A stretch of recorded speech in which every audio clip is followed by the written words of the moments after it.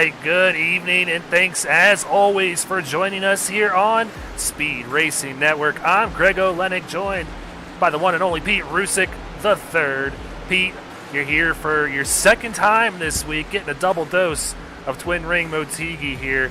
We had a great time on Tuesday in the Cup Series race, and I'm sure you saw the exciting finish that we had last night in the Truck Series. Are you ready for tonight?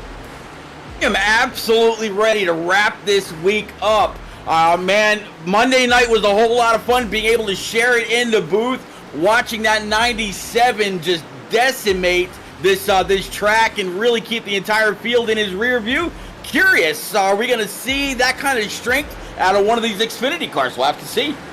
Yeah, it was kind of Ryan Johnson running away with it early on yesterday in the Truck Series race, and then a strategy on pit road put him about midway through the pack, and Brad Herman led the whole second half of the race, coming away with the win. So a lot of great racing here so far in Twin Rings out here in Motegi, Japan, but we only got one more night, like I said, so these Xfinity boys are excited. They're out there getting ready. It looks like we have 36 entries so far here this evening, so it's going to be an absolutely fun night. So stay tuned, but also stay tuned and check out this Gearing Up segment. I sat down with Kyle Benson, the winner from Coda.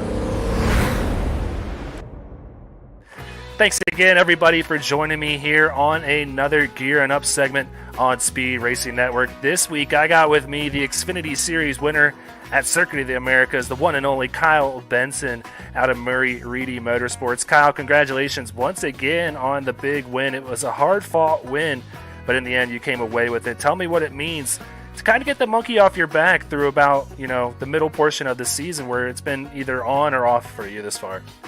Yeah, it definitely feels a lot better getting this win. I've been doing this for about a season and a half now, man, and but the Cup Series last year was not very kind to me. Really had a rude awakening, but coming in the Xfinity Series and rattling off two top 5s, and having a fifth place points finish right now, I'm feeling pretty good, man. I got a lot of help, and I got a lot of momentum right now, and it feels great.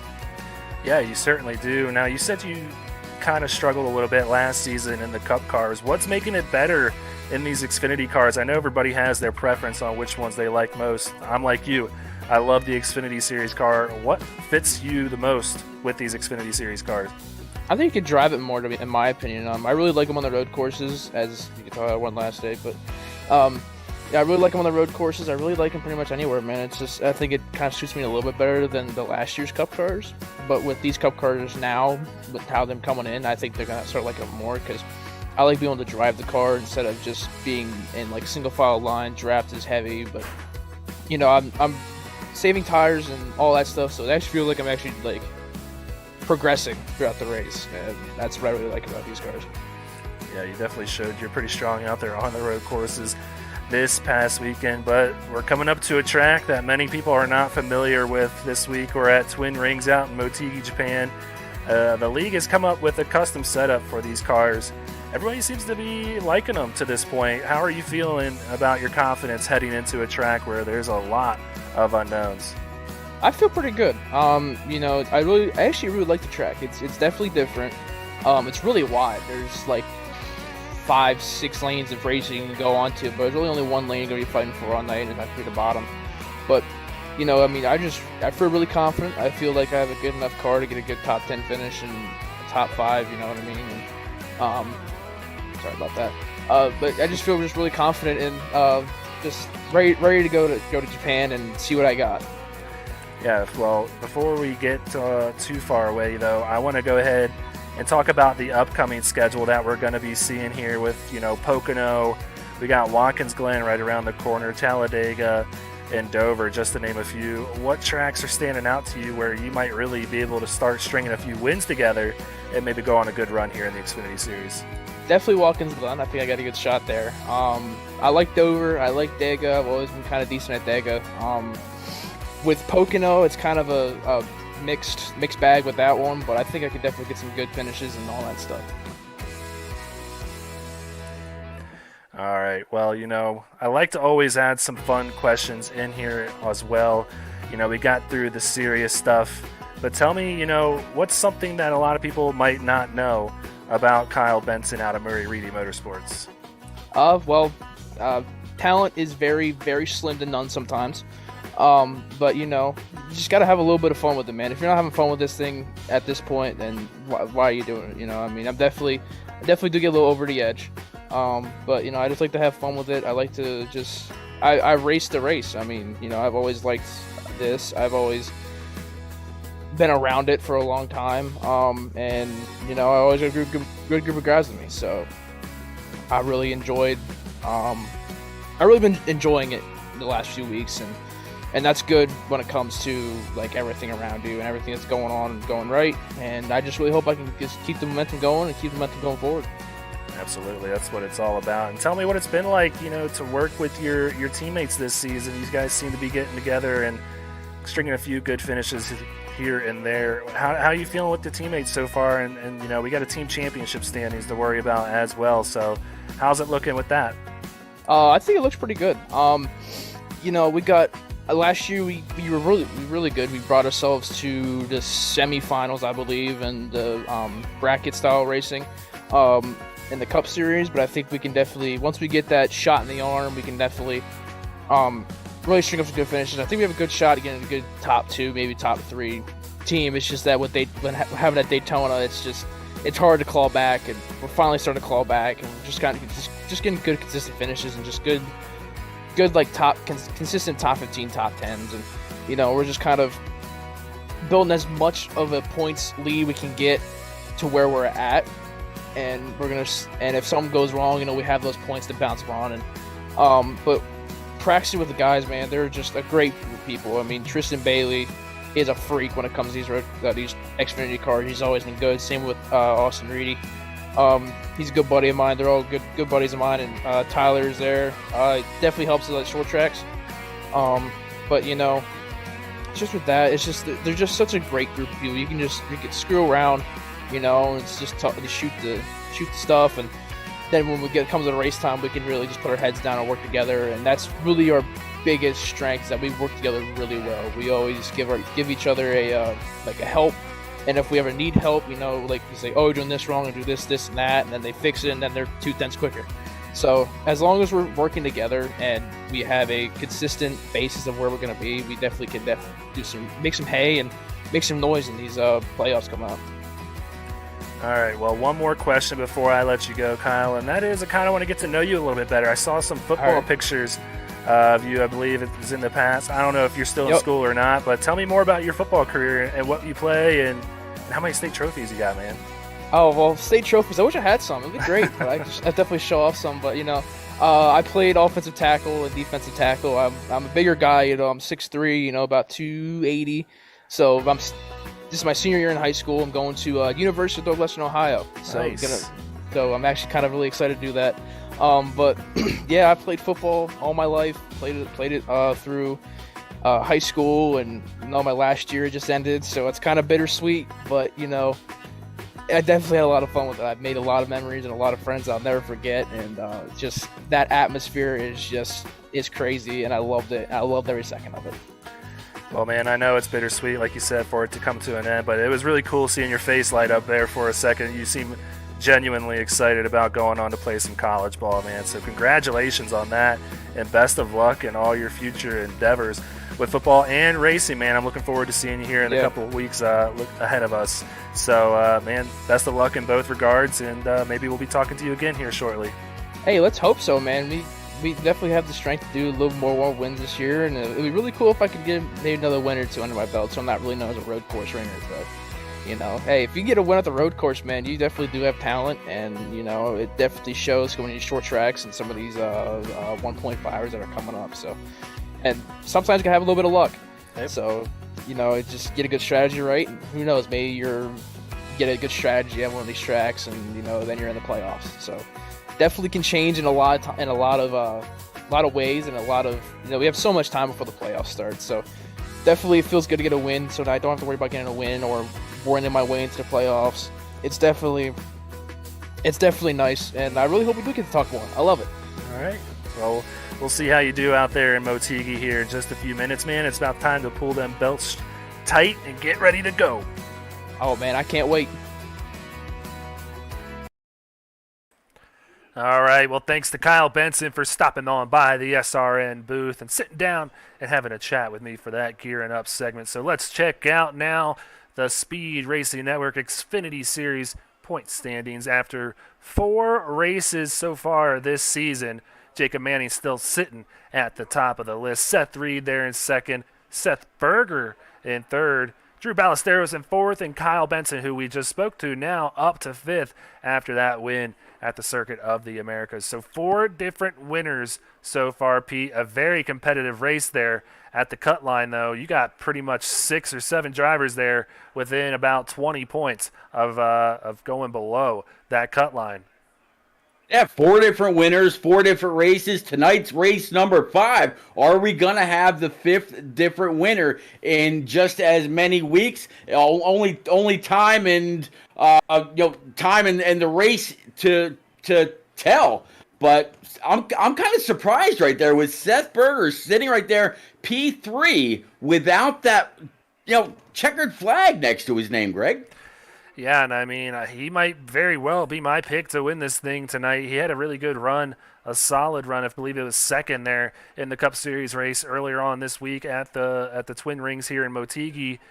So he could very well join this list of drivers. I think we keep up the trend and get ourselves our 5th different winner, kind of the same way that the Cup Series is doing over there on Tuesday nights. But, I mean, Nathan Sylvia, Max Service have had strong runs. I can tell you for a fact that 89 of Max Service is fast here tonight. Larch looking to get his first win for JW. Gerwitz, he is hanging in there. He was one of our Final 5 drivers in Season 1. Won last year in Atlanta, broke through. Maybe he's a contender here tonight. And then our very good buddy Brandon Domain sits there in 10th.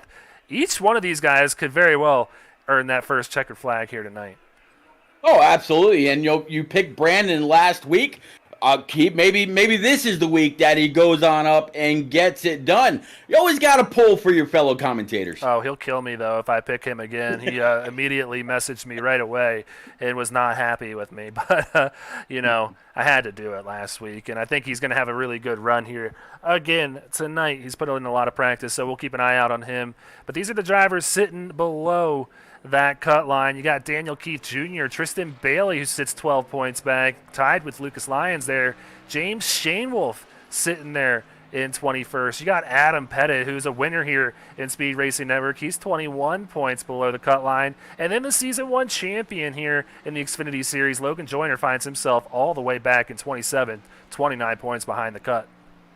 I'm really, really surprised by a couple of names right there. One is Tristan Bailey. You just heard Kyle Benson talking about him and how fast he was and how much of a beast he is in these Xfinity cars to be sitting P18 in points. James Shanewolf, I can kind of understand. He had a horrible last week. He's very much under the weather. This week doing a little bit better. I actually got a chance to talk to him pre-race to see exactly how he felt. I was kind of joking around with him a little bit, saying, hey, man, I'm going to pick you. And all of his teammates, almost in unison, said, don't do that with the curse. Leave us alone. Yeah, we've kind of made the curse into a thing here in Speed Racing Network. So it's got to happen, guys. We got to pick you guys. So as I always say in the Discord, deal with it and, right. overcome it. But, Logan Joyner, I just mentioned, I'm not seeing him in the field tonight, so he is going to drop even further in these standings before they start counting drop weeks out there. So let's go ahead now, move on to these team championship standings here in the Xfinity Series. JW Racing with a 72-point lead over Tank Racing. Highline there in third, 96 points back. So pretty much the same as what we saw yesterday in the Truck Series. A really good race here from second all the way down to, sixth? These guys, this could completely flip on its head here during this race alone. Yeah, we were kind of talking back and forth a little bit about the amount of drivers tonight. I mean, we're looking at almost 40 cars here around this mile-and-a-half ring here in Motegi, Japan. A lot of that could change right there. I mean, Tank Racing sitting 72 points behind while they can't, jump up too much, they could absolutely cut into that deficit, though. Yeah, so once again, this is all for seeding purposes. We're going to sort this out and then have a bracket-style playoff amongst these teams once the playoffs start in the all three series here on Speed Racing Network. So stay tuned to these because this will be very important down the road. So as always, we want to give a quick shout-out to all of our sponsors here on the Speed Racing Network. Silverback Tax Solutions, go ahead and check them out if you have any issues you need sorted out with the IRS. Sparkle and Shine Mobile Detailing. They will get that car looking lickety-split, Pete, and they can send you a detail kit too right to your door if you're looking for that type of thing. Butt Kicker, we're going to talk about them in a second with those Butt Kicker Hard Charge standings, and then TJ's Team Foundation at morethanAcape.org. So Butt Kicker, this is what they're handing out in each series to the hard charger, that person being the one that picks up the most spots throughout the course of a race, and that being awarded at the end of the season. So, Pete, here's a look at those Butt Kicker standings. Kyle Spees leading the way with an average gain of 17.66 positions. Taylor Smith in second with 14.75, and Michael Large rounding out the top three with 9.5. 17.66, Pete. That's insane. Yeah, absolutely. And I tell you what, I think it was driver of the 60 on Monday, or Tuesday rather. He did a phenomenal job, pulled a little bit of strategy, and not only did he get a better finishing position, but he also got max points for the Hard Charger Award as well. His name is eluding me right now, Greg, but we were talking about him all throughout like the last 15 laps or so. On Tuesday, we'll have to see who's going to be able to walk away tonight with a bunch of points. Yeah, you might be referring to Bobby Anderson, who's been doing it in both series. But Bobby Anderson Racing well in contention here. Hard in the Chargers season. So that is the top 10 for this week. Of course, that will obviously change as the season goes on. Here's a look at the Silverback Tax Solutions Power Rating brought to us by our very own Sean Griffin. He's got Jacob Manley up there at number 1, Seth Reed number 2, Seth Berger in the third position. Drew Ballesteros in fourth, Kyle Spees in fifth, that guy who's leading the Hard Charger standings. Kyle Benson sixth, David Sylvia seventh, Michael Large in eighth, Matt Service ninth, and Jack Hedgehog almost came back for a crazy comeback at Coda to get the win, sixth there in 10th. I like this list, Pete. It looks pretty solid to me. Yeah, it looks really, really solid. It was interesting when these power rankings were put out to the rest of the team, how the conversation kept on going. There was a little bit of agreement, a little bit of disagreement, but all in all, I think it's spot on. Tiffany, Domain, Markle, and Jayla Rosa. Give them a little bit of an honorary shout out as well. But Pete, we got one more sponsor to talk about, and I always like talking about them with you because you're very familiar with TJ's Team Foundation, and man, we're so excited to have them on board for that winning moment at the end of each race. So Pete, take it away, man. This is just one of the best foundations out there. Absolutely. Go on over to morethanAcape.org. The drivers on track, they've got their winning moment.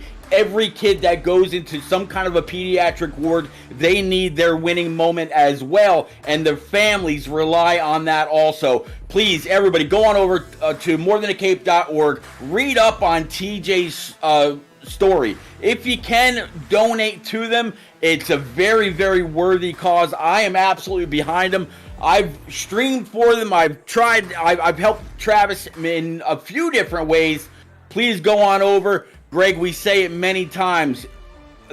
Travis does most of his work through word of mouth, and occasionally, he'll do like a golf day, day on the course or something like that, out and around near Charlotte, North Carolina. If you can, please give. Every kid absolutely needs it, and their parents rely on it. That way they don't have to worry about anything back home. They just got to worry about their children. Yep, so go ahead, learn more, share the cause, and donate if you can. So heading out there on the track, you see it. The qualifying session's over. These drivers are getting strapped into their cars, getting ready to head out there and turn 100 laps around Motegi's circuit, Twin Rings Super Speedway. It's going to be a good one, man. I'm almost sad that we're leaving, Pete, because this week is wrapping up here with the Xfinity Series tonight. Yeah, it's been a great week. The Cup guys, they got it done last night. The truck race was phenomenal. I went back and rewatched that earlier today, and now tonight Xfinity wrapping it up. I wish NASCAR would actually go back to Japan and put on another exhibition race, the same that they did long ago. But how about Matt Robinson up there, Greg? Yeah, Matthew Robinson on the pole this evening out of JW Racing, and a hefty margin over his teammate there, Drew Ballesteros, almost 9/100ths of a second, separating the pole sitter in second place. Seth Reed starting in third. Max Service going to start in fourth place tonight. Joseph Causey there going to round out the top 5. You got the rest of the top 10 there, Pete? Absolutely. Michael Larch in his number 52, sitting P number 6. Then P number 7, Seth Nation will go loud with Seth Berger running lucky number 7 in his double 7. And then P number 8, Jacob Manning in his United States number 50 car for JW Racing. P number 9 is going to be Aaron Gerwitz in his 09. Chris Bishop in 10th place in that double deuce, Greg. Yeah, so that is 4 JW Racing cars inside the top 8 and 3 Tank Racing cars sitting there in the top 7 because Joseph Causey now replacing Tyler Markle there. So they are going to be contending with JW Racing. And if anyone's familiar with what happened last season, those two teams tied it up at the end for the championship playoff there. So here we go. Those pace car lights are off of this thing. And Pete, I believe we're going to see something here. I think we're going to see all of the Highline racing cars possibly go out in front, and we're going to possibly here do a little bit of a parade lap. Absolutely. Greg, we've been part of this many times, especially back in our shared NNR days. These guys, they don't just get together and race once a week, and that's all they hear from each other until the following week. These guys are very, very close-knit. They're very much like a family, and this is exactly what family does. They go out and they support each other week in and week out. You see all these similarly painted cars. They're all right there with their buddy, and it's all for the passing of a family member. Greg, you got more. Yeah, it was Daniel Keith Jr.'s stepfather here, Ken Irish. He passed away this week. He was 68 years old, and he just was very important to us here on SRN. He always was watching all of our races. Had a battle with cancer, and unfortunately, he lost that battle here. But yeah, you're exactly right, Pete. Tight-knit family here, no matter whether you're racing on computers or racing in real life. So we're going to take this lap to maybe step aside here and have a little moment of silence for Ken Irish.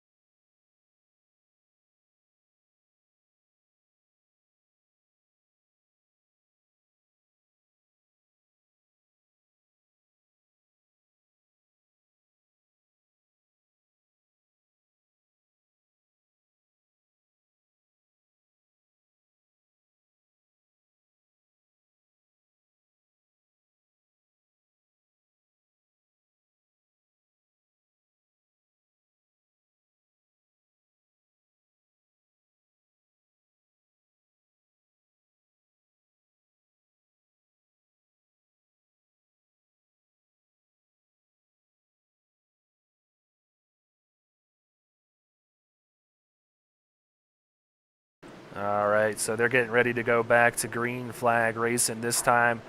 Seeing a message from Jessica Irish, thanking us for all the support. And, Jessica, we thank you for your support, and we're very sorry for your loss. And we're thinking about you and your family out there this evening. But, Pete, we're getting ready to go back green here to get this thing kicked off tonight.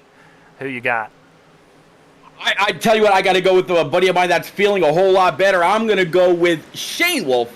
He's going to get it done tonight. He's getting a lot of great suggestions from his teammates. They told me don't pick him. Don't pick anybody on that team. They didn't want the commentator curse laying heavy upon their shoulder. Too bad. I got Shane Wolf. Who you got, sir? Yeah, you got to overcome the curse. It's kind of a challenge at this point. I'm taking one of those Highline racing cars in Seth Reed in that 81, who's sitting right there in third.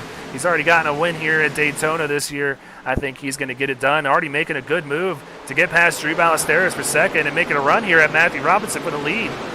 Yeah, Matt Robinson got a little loose off the corner, made a little bit of contact with that right rear to the wall. It looks like he's got some hefty pushing coming from behind. 42 is going to throw it in underneath the 41. 81 is going to be able to retain the lead. No immediate challenge. Yeah, so following along here with Seth Reed now in the lead of this thing, but Matthew Robinson heavy under pressure here. Looks like Causey making a move to his inside now and making a run at third place here. But Pete, my SDK has frozen up here. I got to step aside for a second. Go ahead, take it away for a minute. Absolutely. 81's going to continue to lead. 51 right now still sitting at P number 2. Joseph Causey, P3. Drew Ballesteros, Seth Berger, Mike Larch, Jacob Manning, and Max Service. That's going to be complete your top 8. Behind those guys, it's all, well, still quite a bit of double file racing. Up front, though, all single file. Everybody's still chasing Seth Reed, see exactly what kind of line he's running, maybe where he's getting off the throttle, see where he's getting back on again, and try to run him on down. If the second, third, fourth place cars were able to get together, use a little bit of that draft down these long straightaways, they might be able to do something with him, but so far, no dice. Sitting right now in P number 5 is going to be Seth Berger. He's kind of like the go-between car, and did I just hear something about a caution? Are you back? Yeah, if you did, I wouldn't know because my computer is letting me down hardcore tonight. So this will give me an opportunity to maybe run a quick commercial break, and we'll be right back after these words. Want to be a part of an established league on iRacing? A league that's competitive, fun, and above all fair? Look no further than Speed Racing Network. Originally known as Mid-South Madness, SRN has evolved into a league that can bring the best out in any given driver. Drivers work their way up through the ranks to hopefully one day call themselves a champion of Speed Racing Network. If you're interested in joining, don't hesitate to reach out to league admins to claim your spot today. Maybe you'll end up in the history books. If you're interested in becoming a sponsor in Speed Racing Network, feel free to head over to www.speedracingnetwork.com and reach out to an admin today. And as always, remember to go faster. Silverback Tax Solutions specializes in dealing with IRS tax problems. If you are receiving threatening letters from the IRS, or if the IRS has placed liens or levies on your property, Silverback Tax Solutions can help you find relief. We have worked with hundreds of people to resolve their tax problems. If you're behind on filing your taxes, it's never too late to get on the right track. Silverback Tax Solutions can help with that also. Don't let another night go by where you lose sleep worrying about the IRS or your taxes. Head over to www.silverbacktacks.com or call 662-996-4357 and contact an enrolled agent today. We can help you gain peace of mind and deal with those problems for you.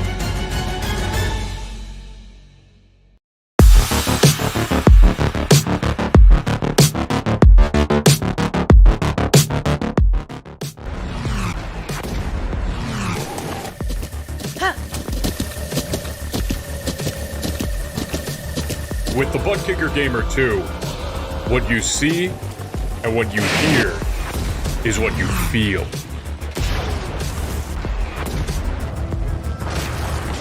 Butt Kicker. The future is feeling.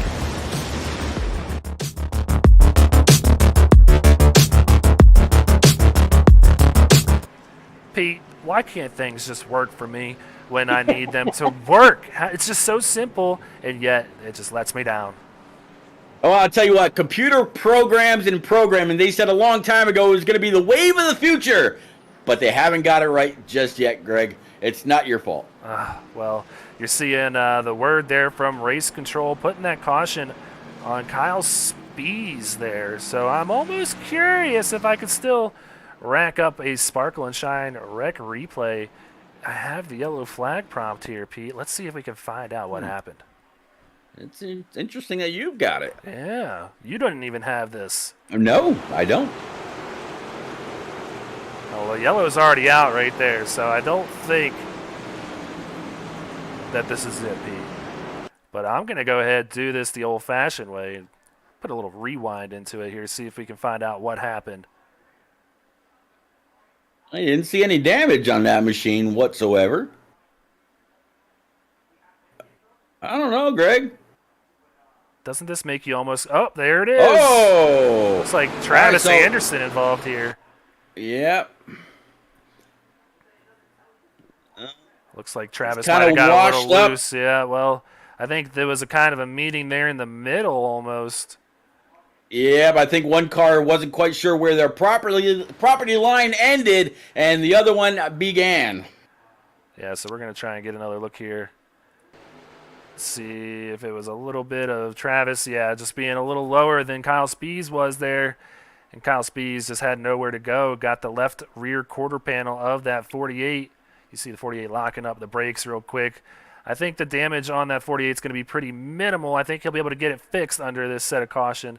But I think that is a very tough break there for both of those drivers early on in this race this evening. Yeah, it's going to...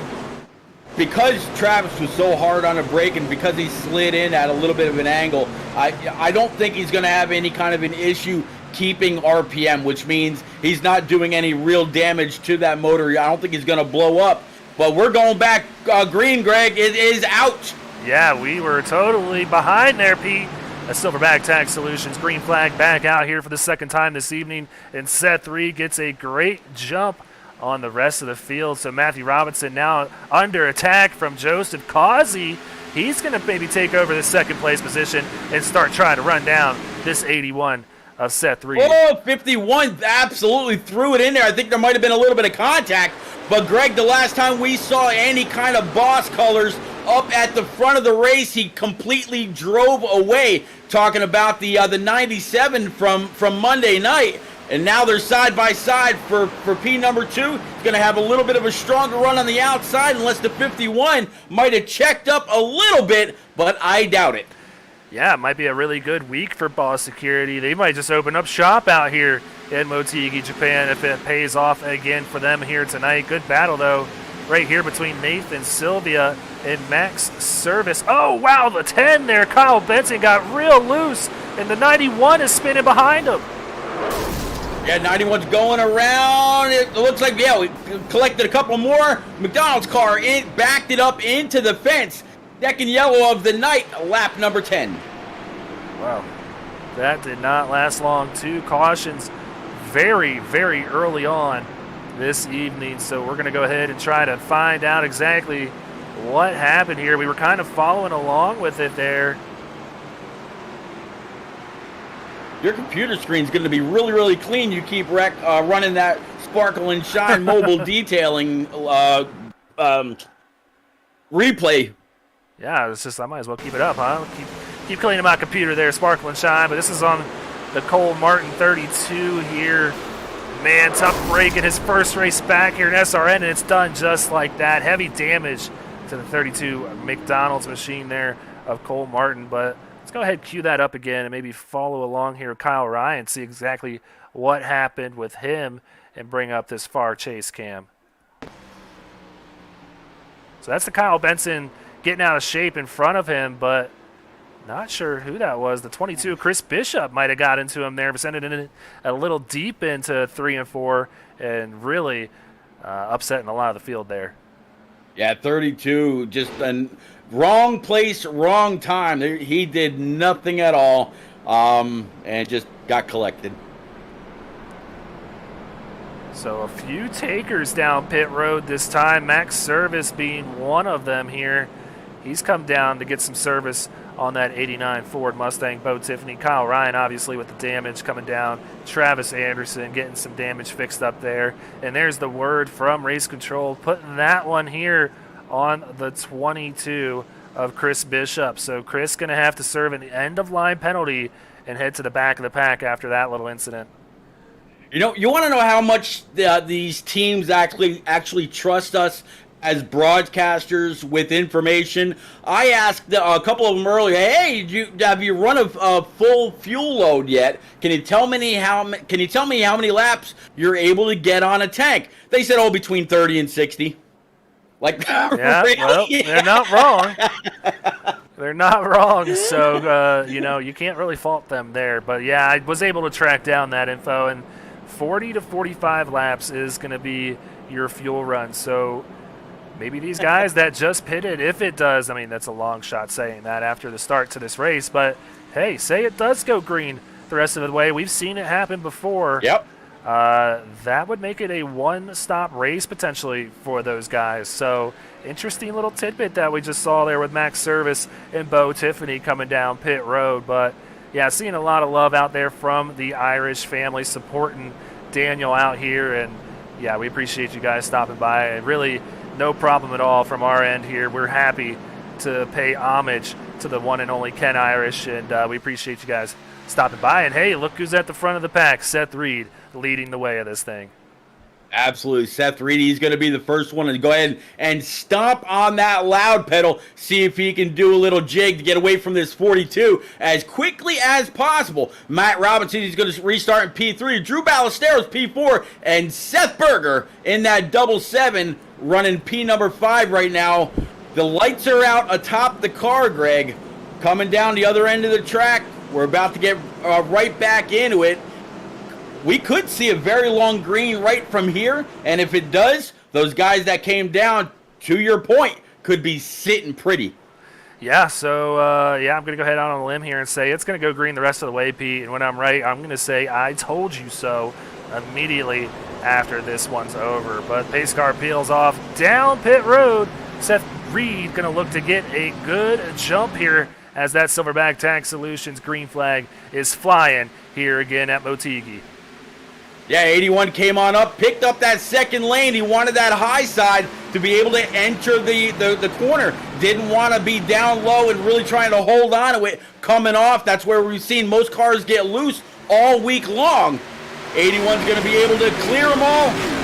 Clean sailing down the backstretch, heading into turn 3. Yep, so there he goes down into turn 3. He's got about 2 or 3 car lengths on Causey there in the 42. He's being stalked by Matthew Robinson, who's our pole sitter tonight, but pretty much the whole top 10 sorting itself out, single file, one by one, all the way back. So seeing if we can find any side-by-side battles. And we got a good one back here. This is Dylan Patterson and Zach Deutscher, as well as Jamie Ford back here, having a tough battle for what I believe is 18th position. Yeah, behind that 8 Oreo Ritz machine, you see that I believe that's that double deuce, if I'm not mistaken. No, it's the regular 2 car, of like you said, and he's got that old Tide Ride to his outside. Talking about the 38 right now of Jamie Ford. All right, well, taking a look here, another battle here between Tristan Bailey, Brandon Domain. Tristan gonna try and send the nose in there here to turn 1. And if I know anything, I know Brandon's going to play the patient game here tonight. So good to see him up here in what I believe, 9th. He's battling for 9th right now with Aaron Gerwitz, so it's going to fall back to 10th there. So maybe he lied to me. He looks a little aggressive right now running the high line, trying to make passes on this high side, which really has been hard to do. Oh. Wow, Tristan Bailey gets really out of shape there heading into 3. Yeah, I was watching a lot of these guys during practice, and that was one thing that or one way, I should say, where I saw a lot of cars get wicked loose, and that was, trying to check up on other people. This track is really, really loose. I think in the beginning of practice, it was saying it was like 110, 111 degrees on track, and just about 75-degree air temp. So very, very loose on an already loose chassis. Yeah, these cars are already a handful. Any track you go to and put them at this track where a lot of unknowns are at the hands of these drivers, As you see, Tristan Bailey now getting passed by Nathan Sylvia, so that puts him back to 12th. It is only a matter of time before I think I may have lied, Pete, and I think we're going to see another caution here because these things look like they are monsters to drive here tonight. Well, looking ahead from Tristan Bailey, you're seeing a whole lot of cars, and for the most part, Greg, they are single file. Tristan Bailey right now sitting in P number 12. That means everybody inside the top 11, top 12, and including now the 10 of Kyle Benson, the guy that you sat down with, right behind him, right there also single file. The 58, Adam Pettit, single file. Nathan De La Rosa, he's just kind of, in the groove right now as well. Whole lot of single file racing to try to take this thing green as long as they can. Taking a look here at the 99 of Craig Lautenschlager, his first race with us this year. He's sitting plus 16 and currently has the Butt Kicker Hard Charger Award for this evening's race at Twin Rings here in Motegi, Japan. So keep it up. Craig started 33rd on the evening, already made up half of those positions. And, I mean, he was fast in practice, so this man could very well pick up 25 positions, maybe even 30 by the end of this one. That's a pretty interesting paint scheme. What is that? Pit Jack the Titan or something like that? Attack on Titan. It's an anime from what I understand, Pete. All right, yeah, I am not up on, I guess I should be. We're in Motegi, Japan. I guess I should be up on my Japanese anime. Pete, you had one job. One job, and that was to be up on your anime, and you let me down. I wouldn't have known either unless I saw it on the bumper, so I can't fault you too much, but it's a cool-looking paint scheme nonetheless. So he's settling in there at 17 and looking to pick up a few more spots. Yeah, Mike Lepicki and looks like that 16 TJ's team car, they were just side by side till they thought better of it. And they also got single file. So, Greg, it's a long train a rolling coming around the bend here at Motegi. Almost everybody just in their groove. Yeah, very much in their groove. And Seth Reed very much in the groove as well. He's led just about every lap, if not every lap. I'm pretty sure he led that first lap. He got the lead very quickly in his set sail. But don't look now, Joseph Causey, who we saw get into a little incident on Tuesday in the Cup Series race, kind of set him back. It was his first non-top 5 finishing 6th. He is hungry and wants to give in victory lane sometime this week. So only one night left to do it. He is very hungry here tonight. Oh, absolutely. Joseph Causey, he ran a phenomenal race on Tuesday night. But Matt Robinson in that number 51, he's got a little bit of a gap from Causey. Behind Robinson's going to be Ballesteros in that number 54. He's, again, got about a car length and a half. And then you got Seth Berger in that 77. He's about 3 car lengths back, not really closing up. Got to wonder if he's just trying to conserve his tires. I'm sure he's looked in his rear view, and I'm sure if he's got a spotter, he's telling him, everybody's single file. Don't push it. Save your tires for the long run. This could be where we'll have a green flag pit stop a little later on down the line. Yeah, and I think we could very well be seeing that happen here with a lot of these drivers. Brandon DeMaine starting to fall back a little bit. I think they might be getting the sense, these tires are broken in, warmed up here, and not getting as loose. Whoa, Adam Pettit almost gets hit in the back there by Dylan Patterson. Kind of a checkup there for those drivers. But, yeah, I think we're getting these drivers settled in here, and they're starting to maybe play the long game and save what they got. Yeah, Kyle Benson in that number 10 checked up. That made the 20 check up, and that made Adam Pettit check up a little bit more and ended up going really, really high. So that way he didn't rear end the 8 of Dylan Patterson. So Dylan able to pick up a spot from it, but that was some good heads-up driving by those guys back there. Yeah, so you see Adam Pettit looking to make the move to the inside of Domain here. Really tight battle between these two, as well as Dylan Patterson, and I believe that's Craig Lautenschlager getting in on the mix. So Adam Pettit now up in 13th, where he qualified, put Brandon back in 14th, but now Dylan Patterson going to make the move to the inside of the 20. So Brandon really falling here, but if I spoke to him yesterday and he didn't lie to me, Pete, I think he's saving what he's got right now and maybe going to make a run up to the front here in the near future. So, yeah, starting to shake up a little bit with these drivers, maybe getting the sense that this thing may go a little while. And, Greg, Greg was right. We're going to have a long run all the way to the end. Greg is always right. You could go ahead and tell Carlene I said that, and she'll just have to accept it.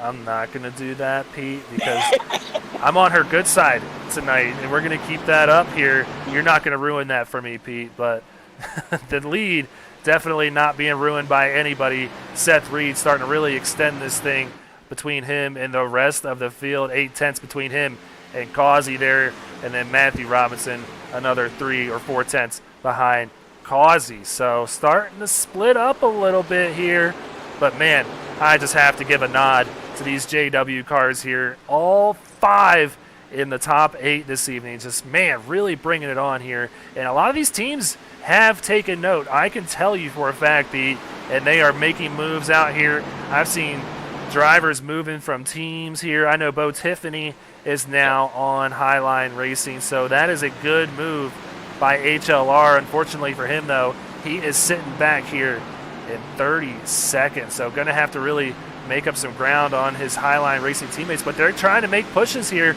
to run down JW Racing because they've just been that dominant all season long. Yeah, there's that 75 Black Acid car I was talking about earlier. I see that paint scheme all the time at South Boston Speedway in Virginia. It's one of my favorites sitting back here right now in that Supra. And as you said, here comes that 13 trying to grab that spot, and then you see that glitch Supra right in front of him. Remember that scheme also from Tuesday night. Yeah, there's a lot of them running that specific car in JBR, so they have a ton of sponsors, man. One of the best teams out here when it comes to just that. So good shout out. And I hear they've made some moves too, possibly adding on another new one here. So watching Craig Lautenschlager now move up to 14th. He's plus 19 on the evening. Just behind him is going to be second in those hard charger. Well, actually, excuse me, Brandon Key is going to be second here at plus 18. So Brandon Key having a great night in that number 4 for Rev Racing. Well deserved. So he is trying to run down Craig Lautenschlager. He's got his teammate Zach Deutscher just in front of him. That would give them the tie, even though Lautenschlager is higher on the standing sheet. So keep an eye on this number 4. Maybe keep moving up here at Twin Ring. Tell you what, a guy that keeps moving up and moving up and moving up is that 81 of Seth Reed. The last time I paid attention, any kind of attention to him, he was sitting about 7/10 ahead of P number 2. Now he's 1.3, almost 1.4, kind of bouncing back and forth just a little bit over Joseph Causey sitting in P number 2. He is absolutely extending that. Greg, I just hope that he is not, wearing out those tires, because he's gonna, if he hasn't already done the math, he's gonna need to try to stretch that out just a little bit. I don't know if he's got that clutch pedal or maybe a mapped button or whatever. He might have to save a little. I hope he's paying attention to the rest of the race. Well, yeah, and that just reminded me, I think Bo Tiffany's back there because he is one of those drivers that pitted to possibly make this a one-stop thing. So, hey, something to keep an eye on here. Ooh, wow, really close racing here between the 54 Ballesteros and Seth Berger, almost making contact there. So now Seth Berger moves up to 4th. He had a really good run, man, on Tuesday. I think he could very well get it done here tonight. So keep out an eye on Seth Berger. And I know we got Berger Nation out there in the chat really giving him the support as well. I tell you what, I mean, he was just with the 50, then he came on up and he passed the 54 of Drew Ballesteros as well, all by himself. There was nobody down on that low line with him. He was able to clear him, take both spots, move Seth Berger up to P number 4. I mean, he was P5, but right at that instance where they hadn't come back through the scoring loops yet, he had fallen back 2 spots. So yeah, Seth Berger, he might be on that march now. Yeah, it looks like Tristan Bailey on the march too. He just got by Aaron Gerwitz and brought Kyle Benson along with him. So Murray Reedy Motorsports really starting to make their way up into the front of this thing. So keep an eye on them.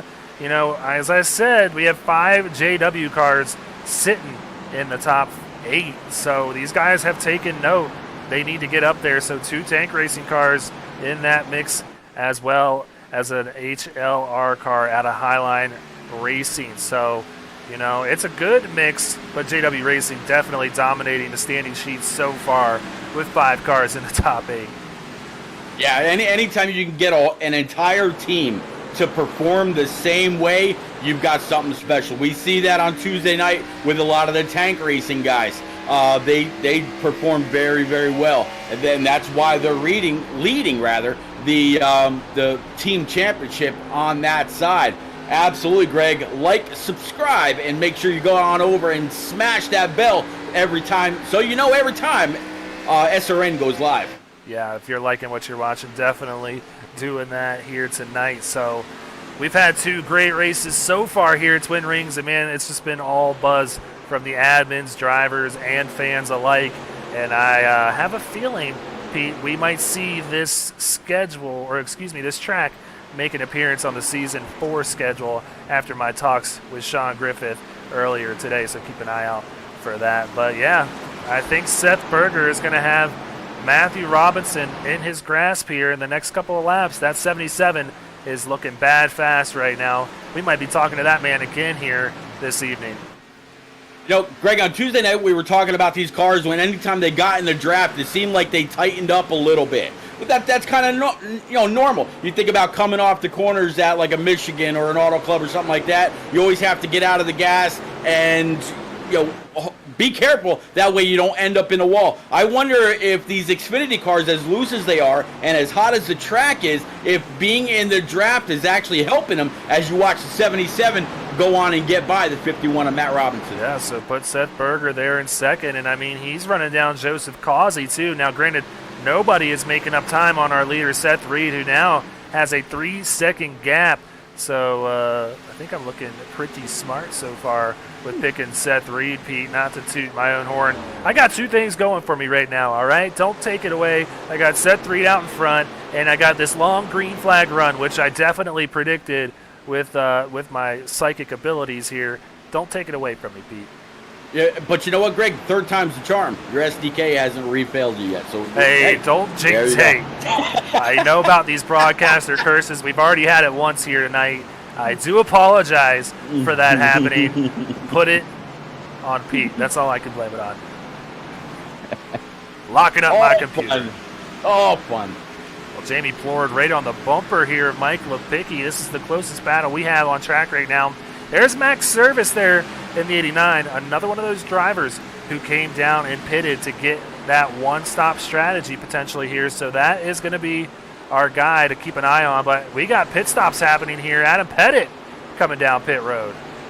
There you go. So coming down on lap 37, this could be because I don't think the 58 pit earlier. Nope. So he's got to come on down now and grab his 4 brand new Eagle Feel Goods. Go ahead and fill it up with that Sunoco E15 and get back out on track. As long as he didn't speed in, doesn't speed coming out, and has a good pit stop, he's going to do all right with those 4 brand new rubbers. Man, it's almost like Seth. Oh, and we got a yellow flag out here, Pete. Jesse Adams, I'm seeing. So tough break for Adam Pettit there, who I believe is going to be a lap down now. Maybe. If he can beat the pace car off pit road, he might be all right.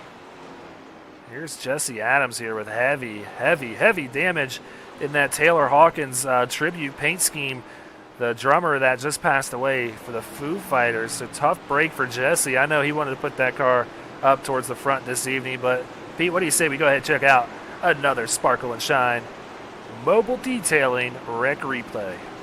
There we go.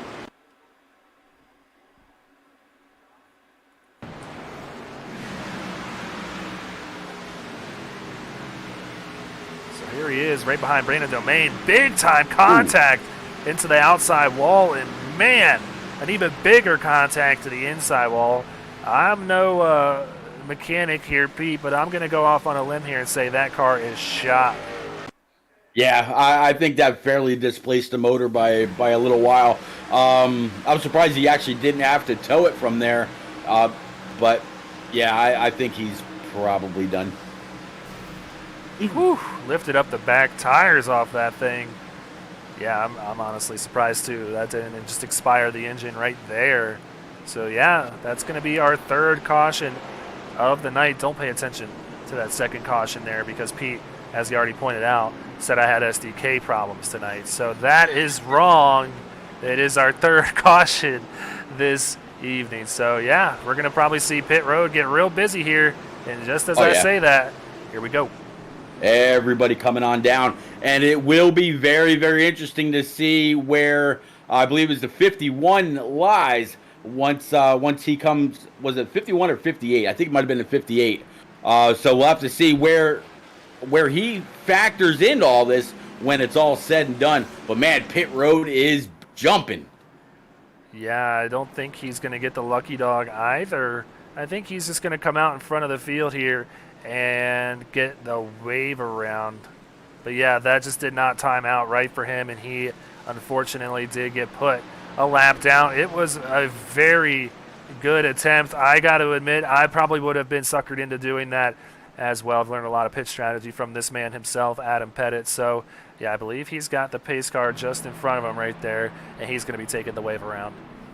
Yeah, nobody can go 60 laps. Right now, working lap 40, as you see right there on the scoring pylon. So everybody will have to come down one more time. Nobody can save, 20 laps, give or take. So since they're all going to go ahead and get bunched back up, Greg, do we see another caution or do we see another long green flag run to bring out green flag pit stops next time? I used up all my luck there, Pete, and ran out of it there, obviously. My prediction was wrong. So whatever I predict is going to be wrong again. But I'm just going to go ahead and say cautions breed cautions. We all know the old motto there. I was going to say, with a name like Greg, it's got to be right. And I'm hoping you're wrong. All right. Well, let's go ahead, Pete. Maybe step aside one more time here and take a quick commercial break. We'll be right back. Want to be a part of an established league on iRacing? A league that's competitive, fun, and above all fair?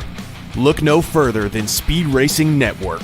Originally known as Mid-South Madness, SRN has evolved into a league that can bring the best out in any given driver. Drivers work their way up through the ranks to hopefully one day call themselves a champion of Speed Racing Network. If you're interested in joining, don't hesitate to reach out to league admins to claim your spot today, and maybe you'll end up in the history books. If you're interested in becoming a sponsor in Speed Racing Network, feel free to head over to www.speedracingnetwork.com and reach out to an admin today. And as always, remember to go faster. Silverback Tax Solutions specializes in dealing with IRS tax problems. If you are receiving threatening letters from the IRS, or if the IRS has placed liens or levies on your property, Silverback Tax Solutions can help you find relief. We have worked with hundreds of people to resolve their tax problems.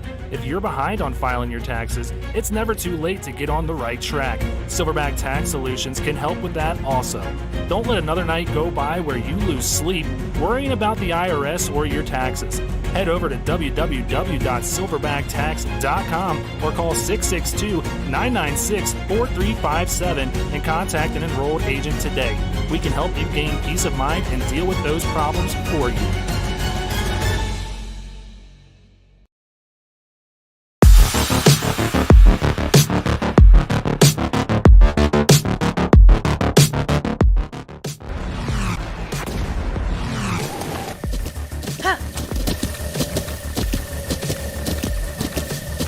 With the Butt Kicker Gamer 2, what you see and what you hear is what you feel.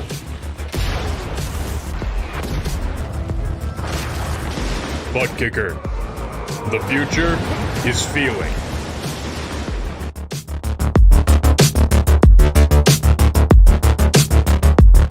All right, we're back here.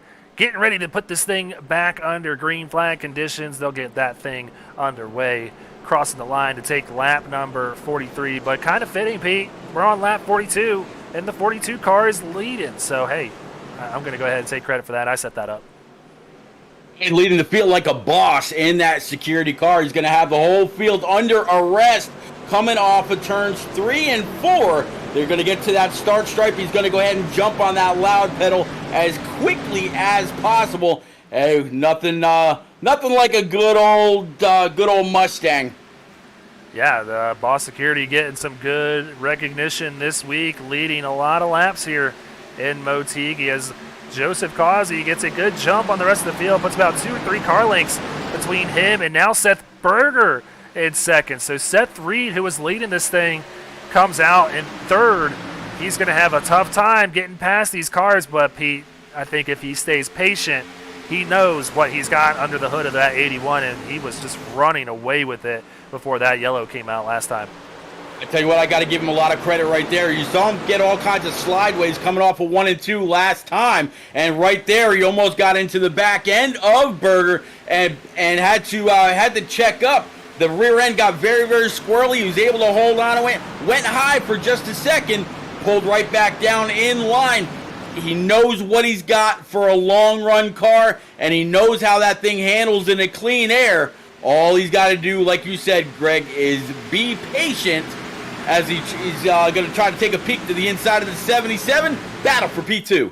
Well, let's head back up front and see that battle we were watching there between Nathan Sylvia and Michael Large. Michael Large getting that position here.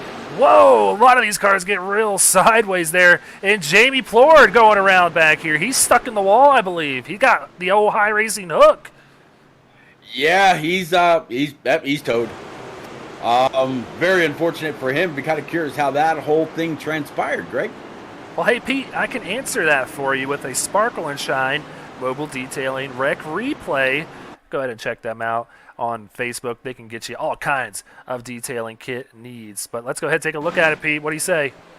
Yeah, I think these are probably details he does not want to see again. But everybody out there in chat, inquiring minds, want to know. All kinds of loose by himself. Didn't collect anybody else. And that's just a dead stop. Ouch. I know this is not the time for it, Pete, but all that comes to mind when I see that car stick in the wall is the little sound effect that goes boing. He just kind of just sticks there. He was going 140 miles an hour out of this turn, I do believe, and just absolutely stuck on that specific Honda sponsorship. I don't know what they put on the wall right there, but that 38 is not getting off of it. No, not at all. Yeah, he's like, kind of like one of those metal door stops. Yeah. I know what you're talking about. Oh, okay. Yeah, that hurt. You ever catch one of those things with your toe? Oh my God, Pete! I don't No want to bueno. think. Why? See, I don't even want to think about that. It's the gift. It's the gift that keeps on giving. Trust me. Every time it keeps bouncing back on you. Pete, I got an idea. Uh-oh. What do you say we go ahead and bring up Seth Reed into the broadcast booth? Seth, it's Greg Olenek and Pete Rusick having a great run out there in that 81 Highline Racing Chevy Camaro. What you got to do to get by this 42 Causey and get back out in front of this thing? I just need a green flag run. That's pretty much it. And green flag pit stop so I don't get beat on pit road again, pretty much. I think I got the speed to get past them. I just need to be patient. Well, Yeah, go ahead, Pete. I'm sorry. Yeah, before that caution flew, I was checking in on you. First, you were about 7/10, then you were almost 2 seconds, then you were over 3 seconds. It seems like the long run and the clean air on the hood of that 81 was your best friend. Can you get past this 42? I think so. I think I'm strong through 3 and 4, and I've been practicing a line through there to get me through there pretty quick, and I think that's where my advantage will be. So let's see if I can pull it off. Well, I'm excited to see just that. But Seth, we got a little time left as the lights are still on the pace car. Before we send you back down there, I just want you to know you got a lot of support from the Irish family out here for you guys, supporting that family going through a tough time. What does it mean, Pete or Seth, to put on this type of performance so far? And what would it mean to put that car in victory lane here tonight? I'm driving the wheels off of it to get this car in victory lane. I practiced 300 laps last night just to try to get this car out front and keep it out front. So that's what I want to do, is bring it home, and I think it'd mean a lot for Daniel. So that's what I'm trying to do. All right, well, I'll get you back down to your Highline Racing teammates, man. Have a good one and bring it home tonight. Thanks.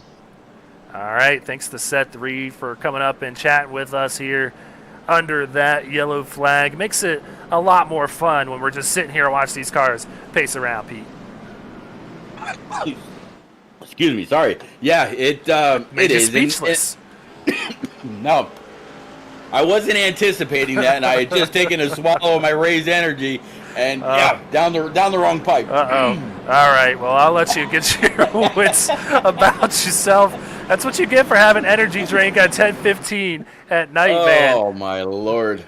All right, well, yeah, pace car lights are off. We're getting ready to get this thing back underway, and Pete is going to have to maybe clear out the throat here because I think the action is going to be picking up here once we see this pace car peeling off down pit road. But just to give you a rundown of your top 10, it's Causey, Seth Reed, Seth Berger, Jacob Manning, and Drew Ballesteros. Well, actually, Matthew Robinson, he is going to be our fifth place driver. Then Drew Ballesteros, Michael Larch, Tristan Bailey, Kyle Benson, and Nathan Sylvia. So a very, very tough field we have here tonight, and a lot of guys sitting back further wanting to get into the top 10. I think it's really about to get exciting up here. Absolutely, that 42, he's going to go ahead and clear out the exhaust on his Mustang. 81, we just heard from him, talked to him, wondering what he's got. Is he going to be able to get up there? He feels pretty confident, especially after that long run that he just had. Here we go, Greg, back under green. Yep, Silverback Tax Solutions green flag back out here in Motegi as they head down into this very, very long turn 1 and 2 here. We're going to try and pick them up here as they come around turns 2 and head towards the backstretch. I absolutely love this cam. The cars sound awesome. Yeah, I've been a fan of these cars for a very, very long time. You know, the next gens, they sound good. The trucks sound all right. I particularly like these better than any of them. Somebody was getting real out of shape. There's Shane Wolf, 53. the 25, and Kyle Spees. That's who that was. Man, he all but wrecked that 25. So I'm sure his supporters out there in the chat are going to be very relieved to see that 25 still heading in the right direction. And no damage there on the 25 either. So he's going to have a few spots to pick up to get back to where he was running. And you just got to really hope that with that slide that he didn't, heat up those tires too much. You know, we were talking about the track temp and these loose cars and all that. As you see him right on the bumper of that 43, giving him a shove all the way through the corner. Not so healthy. Yeah, this is a very good race here between 13th, 14th, 15th, and then a very hungry Michael Lepicki, and the yellow flag is out here. It looks like we might be looking for Brandon Domain and Michael Aminti for this one, but yep, there's the damage on the front end of that 20. Looks like a big hit there for Brandon Domain. So let's go ahead, cue up the Sparkle and Shine Mobile Detailing Rec replay here again and see what we got to clean up here, Pete. All right, so there you see him coming through the corner, looking might be a little loose. Car on the outside comes down, kind of meets him on the exit of the corner. And, sometimes you feel you have to pinch the car down so they can't get back in the throttle and get a big run off the corner. I just think that outside car, I think that 5 was already getting a little loose, and they just kind of met in the middle. Yeah, I think he was a little lower than he needed to be out there, and unfortunately, I think a little of the net code had a appearance there as well, and that just sent the 20 barreling down into the inside wall. Heavy damage on board there, and I think he is going to have some significant engine damage on that 20 grid finder Chevy Camaro out of Stryker Motorsports. So if I know Brandon, I know he's going to stay out there and keep as many points as he can get, but that car is not going to be very competitive for the rest of the night.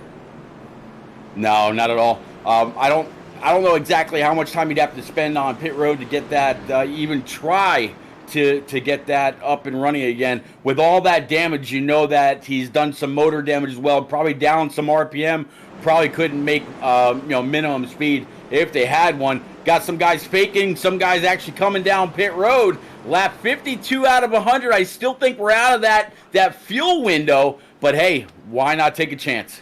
It's right on the edge, Pete. I mean, I got word from Brandon, who we just talked about there, and he told me 40 to 45 laps, and he's usually very great at determining fuel mileage. So this could be a big move if this thing stays green the whole way. Obviously, I think these guys are going to have to clutch it a little bit, save as much as they can under this yellow flag.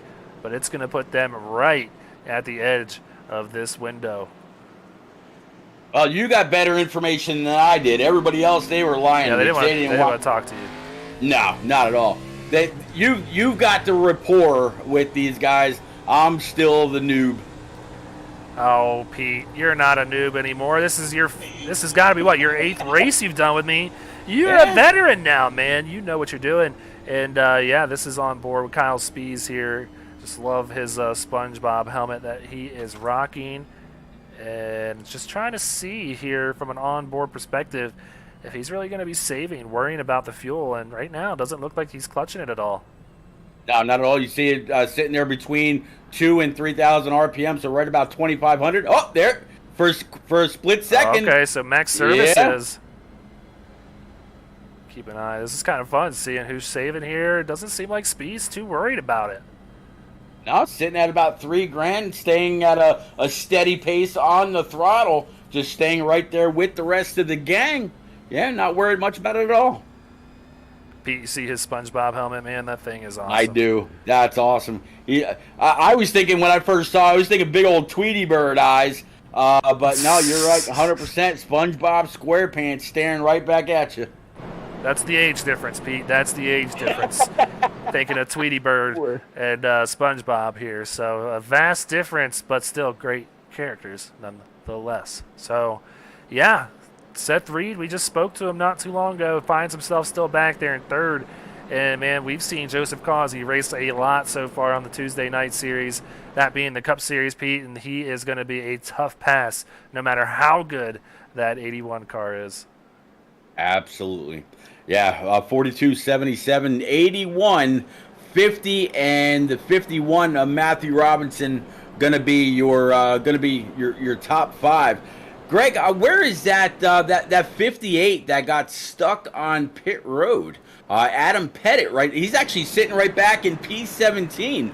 And I believe that does place him back on. Yeah, that's right. He took the wave around. I'm just going to be quiet. You go ahead. Well, I mean, he did take the wave around, but we talked about it during that commercial break. He made it up to 12th place, was running solidly in 12th, and then had gotten caught on pit road. Had to get that lap back by doing the wave around, which was fine considering he didn't put any laps on those tires. So he finally got that lap back, but had to race his way back up from 37th. So up to 17th, he's picked up 20 spots to get back just to the mid-pack here. A lot of cars in this field tonight, a 38-car field. So he has his work cut out for him if he's going to look to make some more ground up here. But I want to check in and give you an update on the butt kicker hard charger, that being Jack Hedgecox right now in that 43 Striker Motorsports Chevrolet. He almost got the W last week at COTA, had to serve a black flag penalty, and having a good run here tonight, running 13th so far, up 24 positions. Yeah, I remember that race at COTA. He was very, very strong, led a ton of laps, very, very aggressive. I mean, from the get-go, throwing that Camaro into the corners as soon as he felt he was clear, out braking a lot of people, hard on the throttle off the corner. Had one hell of a race at COTA. Well, Pete, we got a lot of Go Speeds. We got a lot of Go Seth Reeds. We got a lot of Spurger Nation out there. A lot of support for Daniel Keith. Who is going to get it done? Only one way to find out, and that is to put it back green here in Motegi. That's Silverback Tax Solutions. Green flag waving high. Yeah, that Boss Securities number 42, hard on the throttle again. 77 of Seth Berger going to fall in right behind him. Then the 81, who's led most of the laps tonight, is going to file into P number 3, Jacob Manning and Drew Ballesteros. So a little bit of a shifting in the top 5 as these guys go back green. But the 42 right now going into turn 3. Yeah, he's got about 2 to 3 car length lead over his teammate there, Seth Berger, in the 77 Ford Mustang. But Seth Reed not going to want to spend too much time behind these guys, because if we do continue to see yellow flags come out, those things are going to add up. So it's got to go time for the 81. He's got the hashtag Go Faster in his head. He doesn't need to see the 25 to go. He's already trying to get up there. So this is going to be an exciting battle for this lead. Seth Reed trying to get his second win on the season. Going to have a tough time, though, with Joseph Causey and Seth Berger in front of him. Well, we were talking about the top cautions out. Yellow. Looks like Kyle Ryan a little bit further in the back.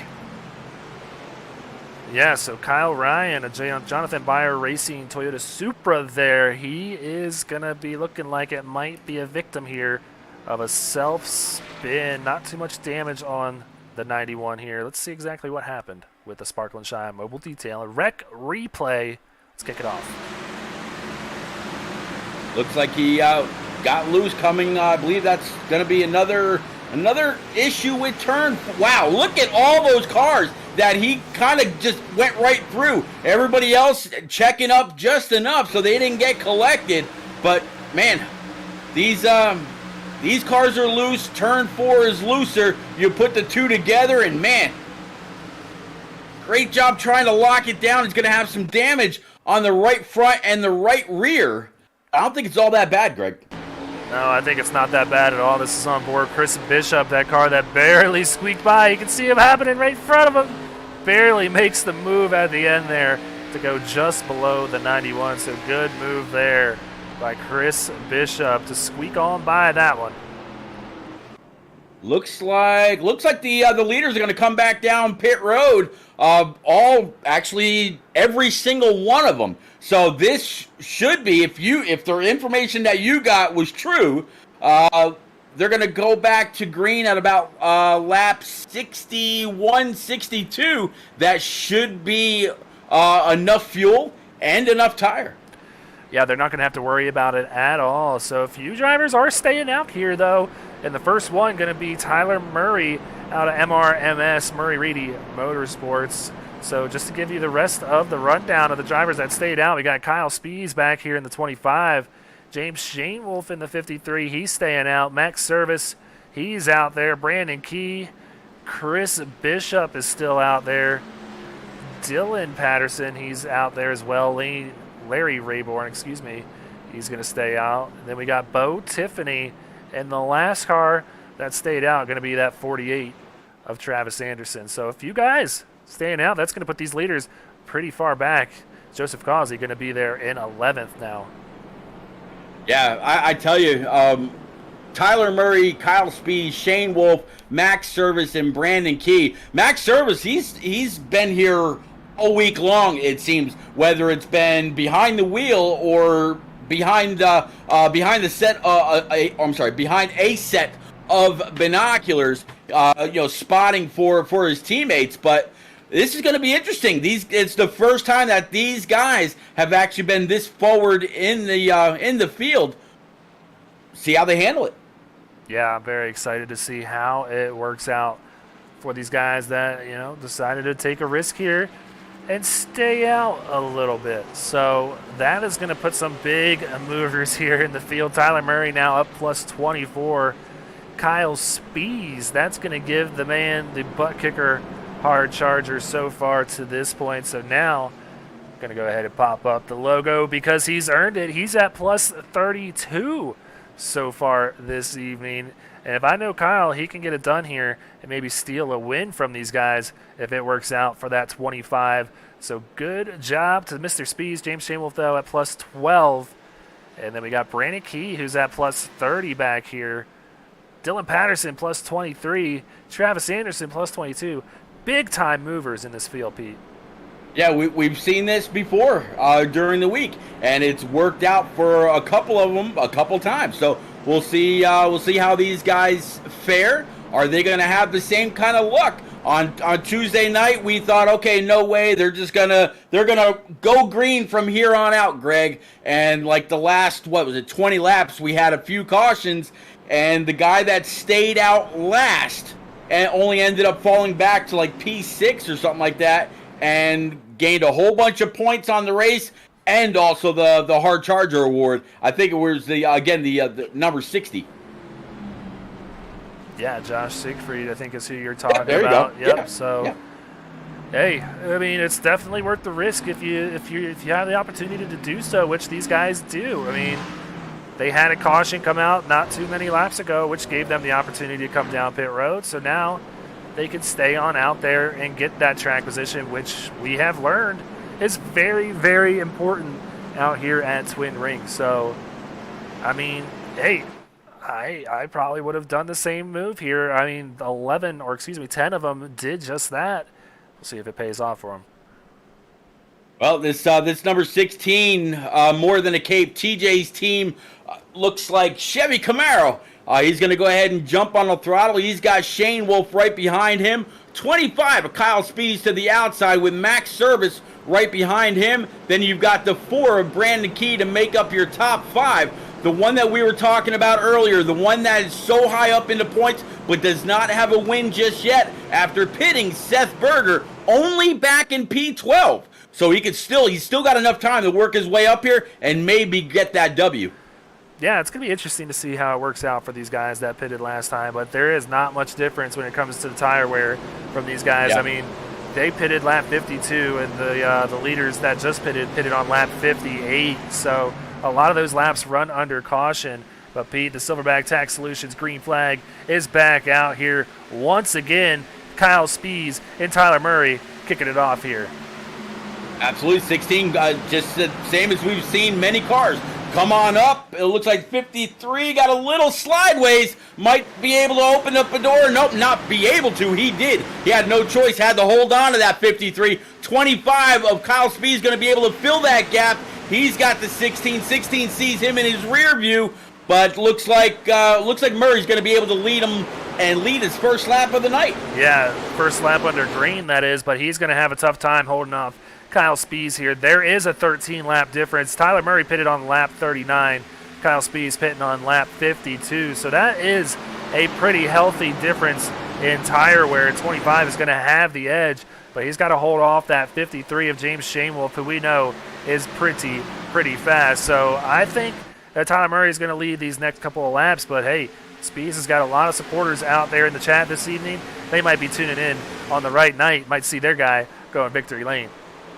25 had to check up just a little bit, got on the back bumper of the 16. I was talking to some of the guys again about a completely different topic other than the fuel that I got lied to about, but they were saying if you're going to get passed, make them pass you on the outside. It's very, very hard to do it. Unfortunately, the 16 went a little too wide. 25 was able to squeeze by on the low side. Now he's got the 53 of Shane Wolf in his rear view. 25 is going to go ahead and lead this one. Yeah, I'm glad to see my former spotter sitting out there in the lead now, man. I know this dude's now super focused out here and not going to worry about those faster cars behind him. He's just going to try and set a good pace here and maybe build some time on these leaders because Causey is coming. He's now up into the 9th position after restarting there in 11th. Seth Berger, though, is ahead of him up here in the 8th spot in that number 77 Burgart's Ford Mustang. So out of the drivers that have pitted most recently, Seth Berger leading the way. Yeah, Seth Berger leading the way. Then you got the 50 that you were just talking about. I'm sorry. Oh, there's the yellow again. 7th caution on the night. Looks like it's going to have Travis Anderson and Adam Pettit. That's going to be a tough break for those two drivers who are working their way back up from separate incidents and heavy damage here for the 58. So let's go ahead and see exactly what happened with that Sparkle and Shine mobile detailing wreck replay. See the 48 on the outside got a little loose, came back up, and it looks like Pettit just had nowhere to go. He is tumbling. Yeah, that was a big time hit there for the 58. Let's go ahead and see exactly. This is going to give us a good opportunity, Pete, to ride on board with this 58 here.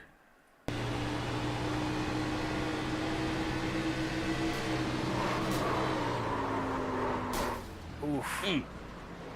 And that is a big hit when it comes to the wheel. That's going to jar it out of your hands almost with that size of hit, but that car is completely shot. A lot of damage on that 58 Revved Racing Ford Mustang. And knowing Adam as well as I do, I know he's going to be very, very disappointed after this evening's race. So going to have to work now to build up some points and start climbing up through the standings. But tough night for both of those drivers, Travis Anderson and Adam Pettit. Yeah, and Pat, he's going to go ahead and just bring it right to the attention of his pits. And you're not kidding about, some of these wrecks and how they will rip the wheel right out of your hand. I was racing with a mutual buddy of ours, Jordan Boehner, and at the end of the race, I just came on up and railed him in the back end, and I thought I actually hurt him. Because when I hit him, it ripped the wheel out of his hand, and I had to apologize. I mean, they can hurt you. Some of the equipment that's out there now for sim racing, the gears and the belts and the drives in some of the newer equipment is just phenomenal. Well, very surprised here to see this move. I thought Kyle Spees had made his bed and was running with really good pace there. But he decided to bring it down pit road and get 4 tires and fuel, and is now going to be back in the 28th position after leading this thing a few laps ago. So that is going to put the lead in Tyler Murray's hands again. You think 25 just came down for some insurance? That's a possibility. I don't know. Who knows, Pete? And that's why we are up here in the booth, but let's go ahead and take another opportunity here to step aside and run a quick commercial break. We will be right back.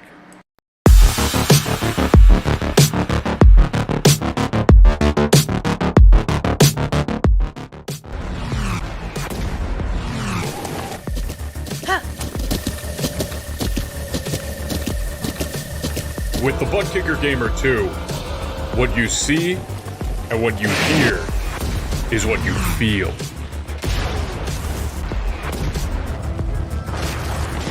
Butt Kicker. The future is feeling.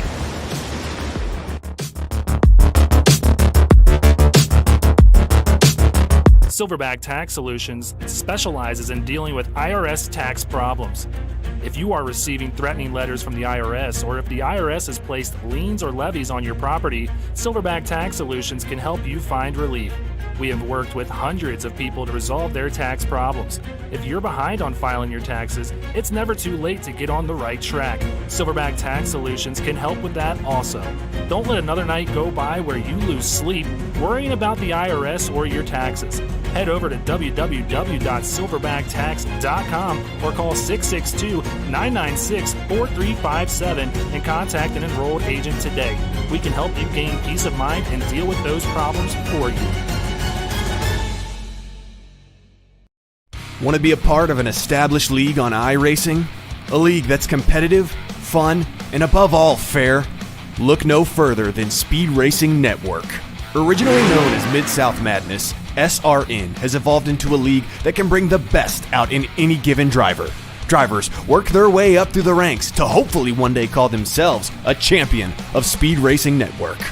If you're interested in joining, don't hesitate to reach out to league admins to claim your spot today. Maybe you'll end up in the history books. If you're interested in becoming a sponsor in Speed Racing Network, feel free to head over to www.speedracingnetwork.com and reach out to an admin today. And as always, remember to go faster. All right, you guys didn't miss one bit of the action here on lap 69 of 100. We're going to hit that green flag button when we go back to lap 70 here. And I'm excited to see who it's going to be. There's a lot of strategies playing out here on the track. That's going to put Seth Berger there with the pit by Kyle Spees up into row 3. He's now restarting in 6th place. Joseph Causey going to be restarting 7th. Seth Reed in 8th. So those are the guys we're watching with the fresher tires here. But Tyler Murray is back in control of this thing after Kyle Spees came down a pit. Yeah, both of us were very, very surprised that that happened. But yeah, 16, that TJ's team car is going to have clear control to the outside. My pick for the night, the 53 of James Shanewoolf. Let's see what he does. He had a lot of coaching from his team on how to get through some of these corners. Again, he was a little out of the weather or under the weather last week. Threw it into the corner. He's going to be able to stick with the 16. If he can paint that white line all the way around, I think he could have a shot. Very, very close to the back end right now. Yeah, I bet you're hoping he gets up there to the lead so they don't get you for that broadcaster's curse. They said to not pick this man. But, hey, the pick looking good so far, running second behind Tyler Murray, and Shane Wolf has fresher tires. You see Tyler Murray wash up big time there. It's going to give Shane Wolf a run here. He thinks better of it and will find a better opportunity to work his way past this 16. Yeah, you do not want to cut that car that much more on turn 4. That has been a very, very slick and very, very loose corner all week long. So great, heads up driving by Shane Wolf. Just stay right there with the 16. You don't have to pass him just yet. The more and more these guys work together, the further away they can get. And I think that might be why the 53 is checking up instead of really pushing the issue. Right now, battle for P3, Seth Berger and Max Service. Yeah, Seth Berger already up to third. These guys in front of him are going to be sitting ducks here in a little bit. The tire difference, not too much, but nonetheless, Seth Berger has fresher tires. So if Shane Wolf can't get past Murray here, he's going to have a very hungry number 77 Bergart's Ford Mustang just behind him shortly. At 53, absolutely wheeling that Rogue Energy machine off of the corner. You see the caution's out one more time. Looks like it's going to be the 12 of Wayne Rayborn. Yeah, he goes by Wayne or Larry. So Larry Rayborn out there. He is going to be the, looks like the reciprocant of a little caution flag here this evening. Let's go ahead, cue up that Sparkle and Shine wreck replay one more time and figure out what exactly it is we need to clean up out here, Pete. Absolutely. So let's see. It looks like he's on the outside of the 43. He's got car closing in. Looks like it's going to be the deuce on his backside. A little bit of contact there off the corner. Smacks the driver's side wall. Hard shot for that 12. Yeah. So let's go above the 12 here. That's Zach Deuscher in the 2, who I believe makes contact with him. So the 12 got a little loose, and the 2 got a good exit there, and they just kind of met there with those two circumstances happening. And the 2 just kind of put a bumper to the 12, and Race Control not going to like that. They're going to go ahead and put that one on the 2 car of Zach Deuscher. So he's going to receive that EOL penalty this time, and he's going to be heading to the back of the pack.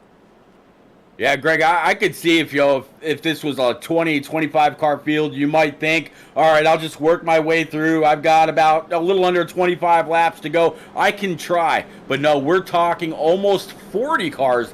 That is going to be a big shot in the points for Mr. Deuscher if he's not able to pick up at least a couple. But Murray Shane Wolf with a hard-charging Berger in third, Service and Key right now sitting in P5.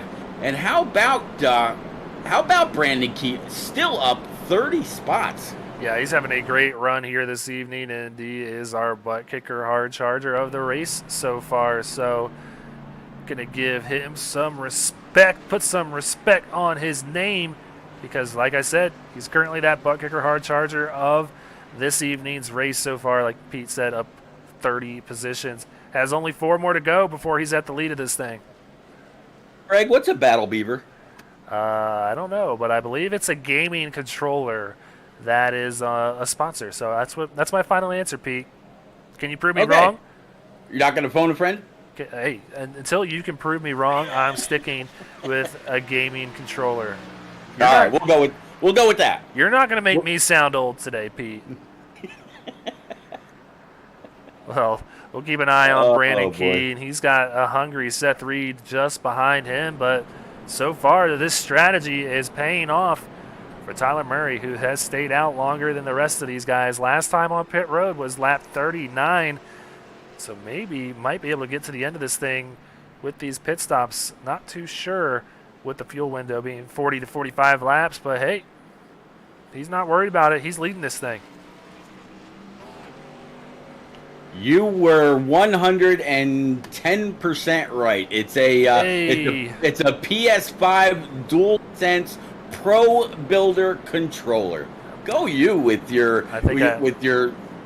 millennial knowledge. I don't even have a PlayStation, but I think I should get a free controller from Battle Beaver for nailing that one on the head. So, yeah, happy to see new sponsors as always here in Speed Racing Network on all of these cars. It's going to be a great another 5 weeks ahead of us, going to Pocono next week, Pete, and then Watkins Glen, and then Talladega Super Speedway. We got Dover Motor Speedway, and then Auto Club out there in Fontana, California. It's just, the only way I could describe it is a vast variety of different tracks. It's going to bring out all types of talents from these drivers, and I think it's going to shake up the standings quite a bit with a bunch of different winners.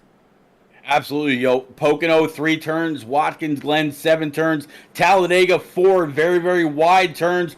Dover, it seems like it never stops turning, and then the very, very fast 2-mile Auto Club Speedway. And Greg, I don't know if you heard, and while the lights are still on that pace car, they've actually put the dozers away. Auto Club, they are not going to be ripping it up anytime soon to convert it into that short track.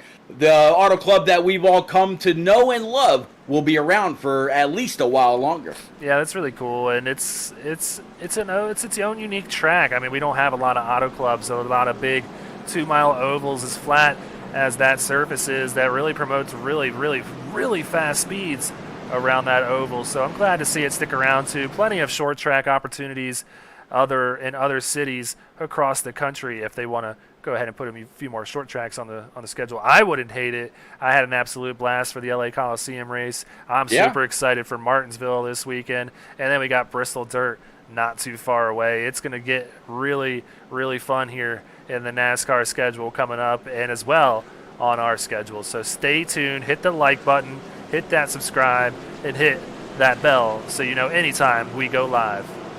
There you go.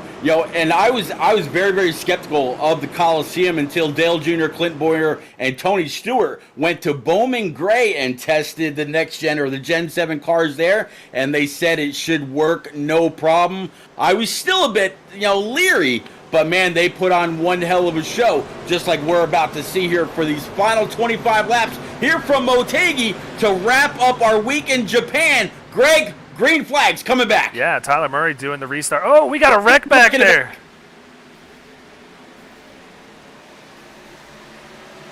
Wow, so it looked like maybe some tire spin wreaking havoc on the middle portion of this field.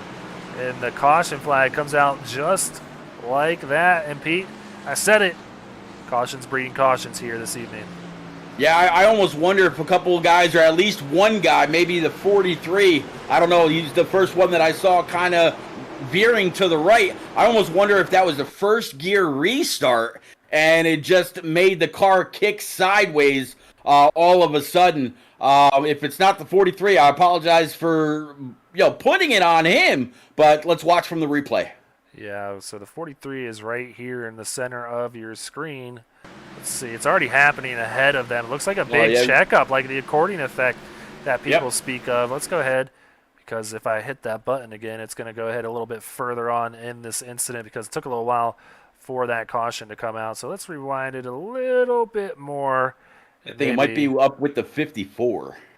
Let's go with Daniel Keith here and see if it started here maybe or somewhere around right here. Oh, he was behind all this. Oh, man. I'm struggling here, Pete. Yeah, 54 is a couple spots ahead of the 43 on the inside line. I think it was right around there. So right behind the 10. Might have been even further up in the pack. It looked like Seth Berger got a little bit of a checkup.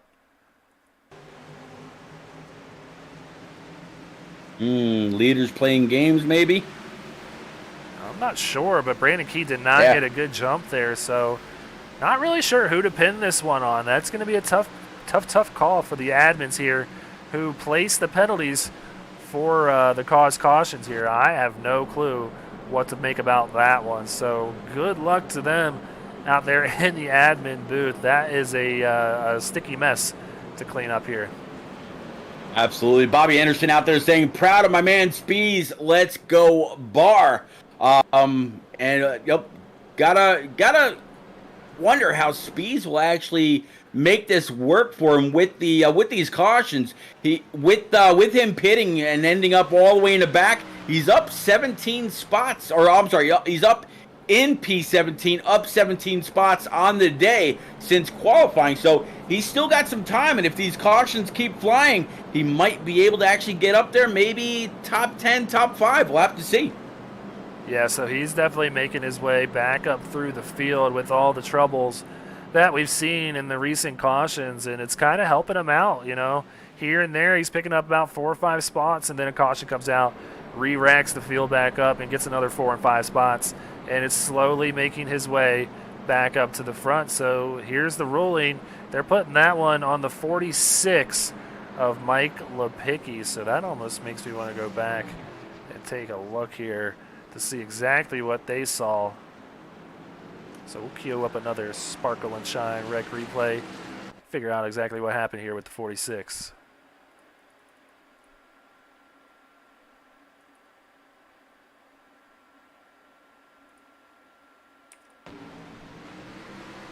All right, so 46 on the out. Oh, man, that's tough. Everybody's checking up in front of him. What do you do? He ended up getting run over as well. I don't even know if that's.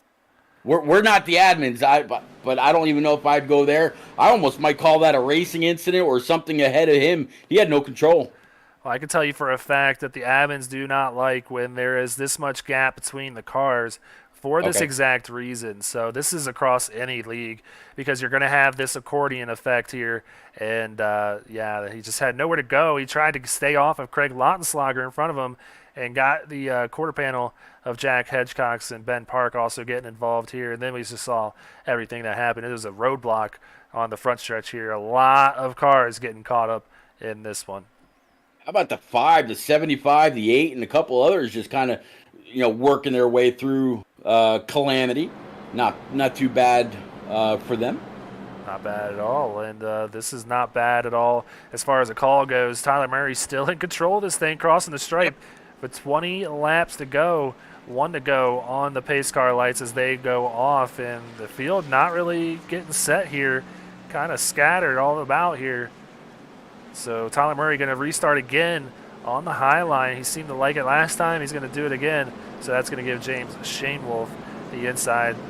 Then you're going to have Seth Berger there in third to the inside of his teammate Max Service, who's looking to get his first win on the season. Joseph Causey in fifth, Seth Reed sixth, and then Jacob Manning, Brandon Key, Kyle Benson, and Drew Ballesteros is going to round out the top 10. So things about to get shaken up here if we can keep this thing green, but so far I'm not convinced they're going to be able to do that.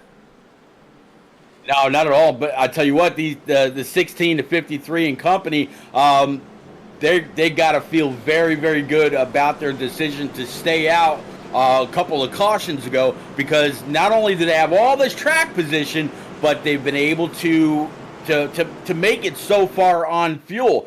Do they have enough to go faster in these last 20 laps? We'll have to see. Will the yellow flag stay furled? We'll have to see. Everybody side by side all the way back, Greg. 20 to go this time. Yeah, we're going to ride on board with James Shanewolf here, who's going to restart second, and you're going to see that Silverback Tax Solutions green flag waving from Barney in the flag stand, and Tyler Murray gets a good jump, but James Shanewolf going to be right there to possibly make a move, and he sends it in deep there, almost gets into the rear quarter panel there of the 16, but stays off of him.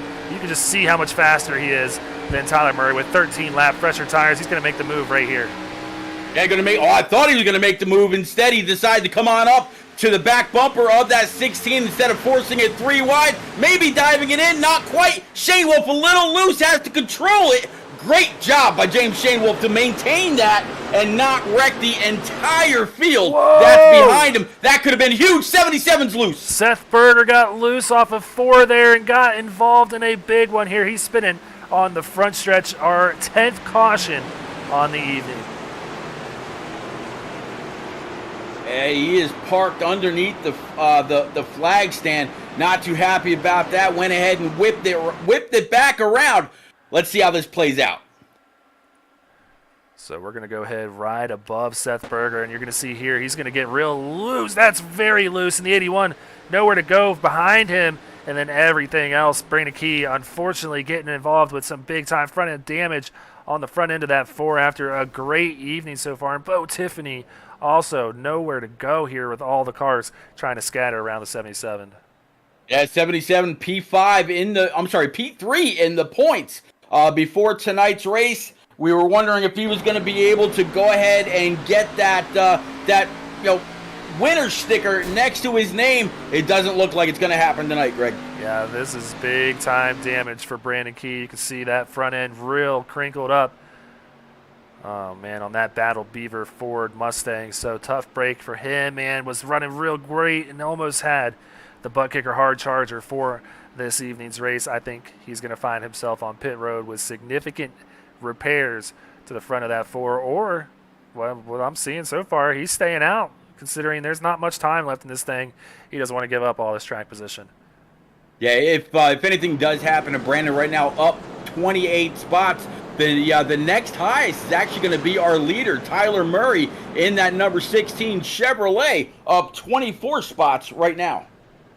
Yeah, well, actually, yeah, I mean, Brandon Key, where he stands, yeah, like I said, he could still hang on to it. It's going to be a tough race here. As you're right, Tyler Murray, plus 24, leading this thing. Craig Lautenschlager and Kyle Spees, both at plus 20. Michael Amenti at plus 19. So a lot of big movers in this one. They all want the honor of claiming that butt kicker hard charger, bragging right for twin rings out here in Motegi, Japan. But, yeah, tough break for the 77 of Seth Berger, who was looking like he might have been in the position to win this thing. And I was actually watching him as the battle was heating up here towards the front. He was staying patient, but running that high line can get you really loose on exit. We've seen that happen all week long, and he got a big hit from that.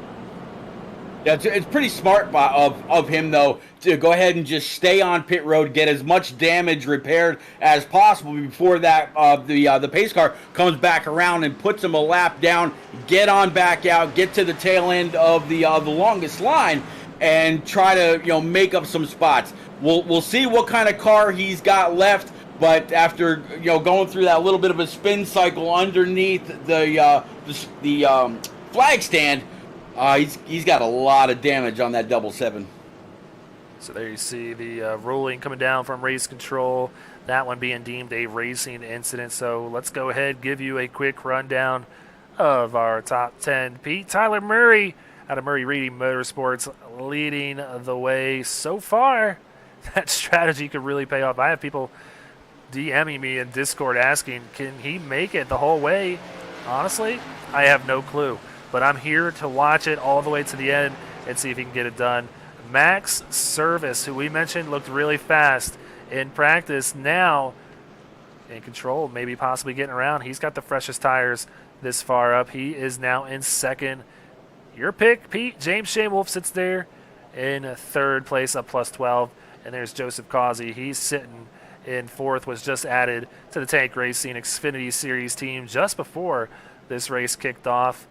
There is Seth Reed. He is in fifth place, trying to get back up to the front, man. He was really, really running well early on in this thing. And then you got Jacob Manning back here, who's already won once on the season, looking to go ahead and maybe win again here tonight.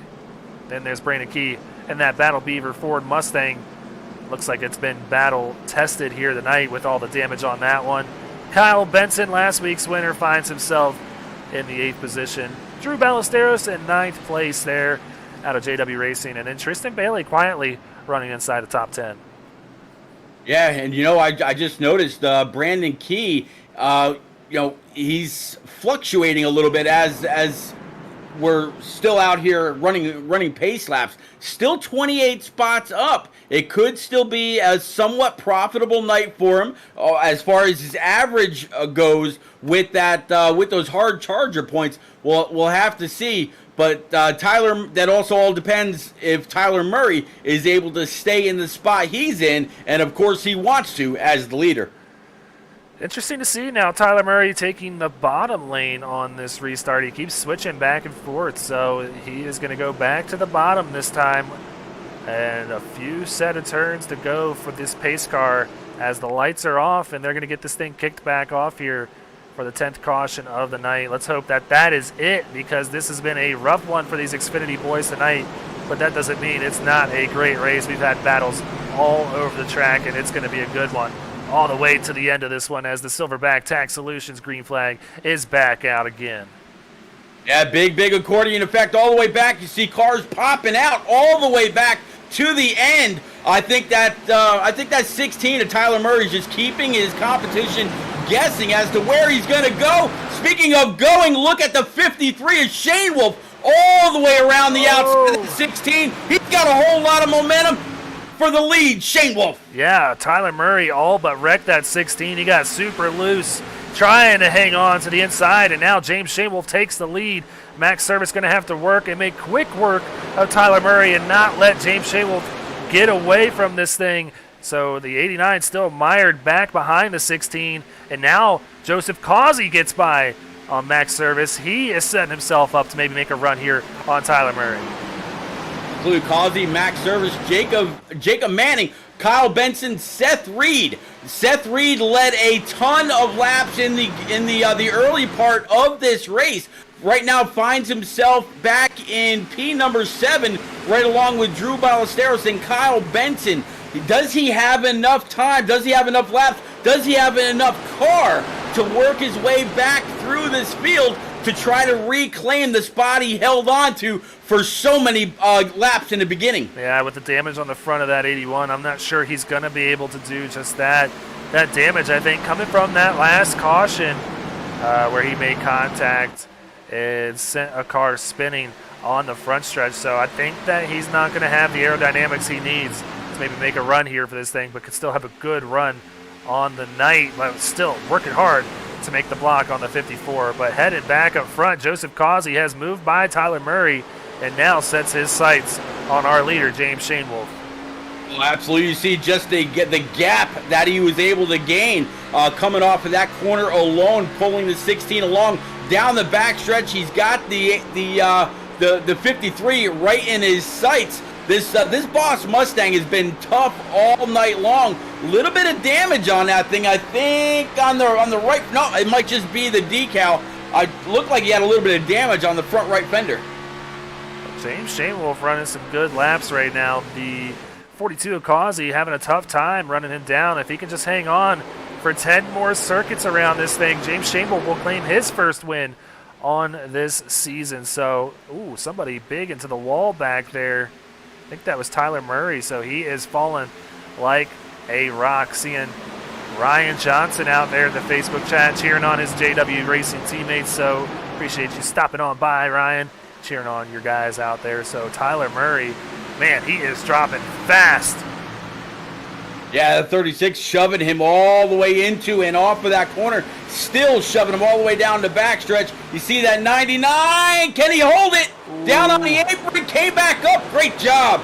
A great job lifting by the 8 to let the 99 back in. That could have been a race-saving checkup for just a moment. Yeah, a lot of give and not a lot of take there. So good job, guys, sorting that out so we can keep this thing green all the way to the end, because Causey is, in fact, coming now just about 2 or 3 car lengths behind Shane Wolf, and they're kind of separating themselves from the rest of this field. Max Service back there in third, but a second back of our leader. I think this is going to come down to a Shane Wolf-Causey battle to the end. I tell you what, they say that clean air is everything. Does the 42 have enough to get by the 53? Will the 53 try to make the 42 pass him on the high side like what his teammates were preaching earlier? We'll have to see how that pans out. If the 53 can keep that thing penned to the white line like he's doing all the way through the corner, I don't think the 42 can do it. Greg, I might sound a little biased, but man, my pick, motoring. Yeah, he's looking real good, man, making you look real good, Pete, which is something you don't get to do very often. No, I'm just kidding.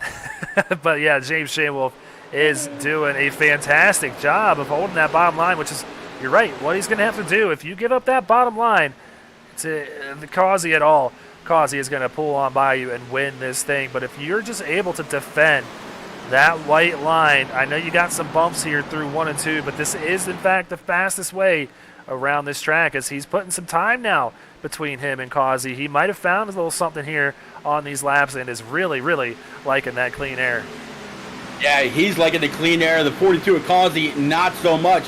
He's having to deal with it. And because Greg is just pinning that thing down on the bottom. The 42's got no choice but to let up. And it's also helping him turn a little bit later on. You don't see him getting loose. You don't see him having to wheel it off of the corner like you do the 53. So Shane Wolf, he's having to deal with all that front end grip, making the rear loose, while the 42 is solid all the way off. Well, take a look here. Seth Reed has made up some ground on these leaders. Now finds himself in third with 6 laps to go and running these leaders down. So hey, it's not over for the 81 and HLR running in honor of Ken Irish this evening. I'm not counting out my pick, Pete, because I'm right sometimes too, man. So, yeah, a broken clock is right twice a day, I've heard them say. So, I was actually just thinking the same thing. Oh, my God. Great minds think alike, I tell you. Yeah, they do. So he is now just a second back of Shane Wolf, who is kind of maintaining that gap between him and Joseph Causey. Yeah, Shane Wolf really got. I think he might have got a little tight right there and washed way up the track. 42 continuing to run that line, really throwing it in there. You see them running just about the same distance now off of the white line. So if the 42 can get lower than the 53, he's going to get that clean air on the hood, and it's going to help him hook. While the 53 comes up just a little bit, that gap could start to shrink. Oh, that gap is definitely shrinking, and that gap is shrinking through the top 4 cars. So Shane Wolf, Causey, Reed, Service making a run for this thing with 4 laps to go. Now I will be surprised and shocked. And I'm never surprised, honestly, with the things I see here on Speed Racing Network. If Seth Reed can run down the leaders here, not really chipping off as much time as he needs to make that happen, because coming across the stripe, we're now down to 3 laps to go. Yeah, 3 laps remaining, which means if a caution would come out, we would see a green-white checker. Next time by is going to be 2, and then, of course, that white flag will fly. Barney's going to have it in hand as we come across a couple more times. 42 still trying to run down that 53. The 81 of Seth Reed now back to the rear bumper of the 42. He's got his draft, which means, Greg, the damage that he's got on the front end of that 81 may not mean a thing if he can stay right tucked under. Yeah, but he's going to have to make very quick work of Joseph Causey, which is going to be a hard feat to do. He's going to take a look here, maybe make a move to the inside. Causey can see him gaining time on him, but Causey is not going to be one to give up a position. 2 laps to go here in Twin Ring, and James Shane Wolf has got to like what he sees in his mirror. A battle brewing here for second. Absolutely. As long as the 42's got to defend the 81, he's not paying attention to the line that the 53 is running or his distance between. All he sees is P3 in his mirror rather than P2. He wants to finish runner-up. He doesn't want to finish third. That's bigger point. These guys, may have been a little bit of contact blocking all the way down. Kind of reminds me of Pocono, where we'll be next week. White flag is out here in Twin Ring. Seth Reed might have put himself in a position to lose that top 3 position, but focused in here on James Shane Wolf. He is setting up to get his first win of the season if he could just make it through 2 more turns, which nothing is a given here at Twin Ring. This track has eaten up a lot of cars all week long, but we have 1 set of turns to go here before we head back to the States, and James Shane Wolf is going to take it nice and easy off of turn 4 and claim his first win of the season. Congratulations, buddy. Man, one hell of a race right now for P number 2 as well.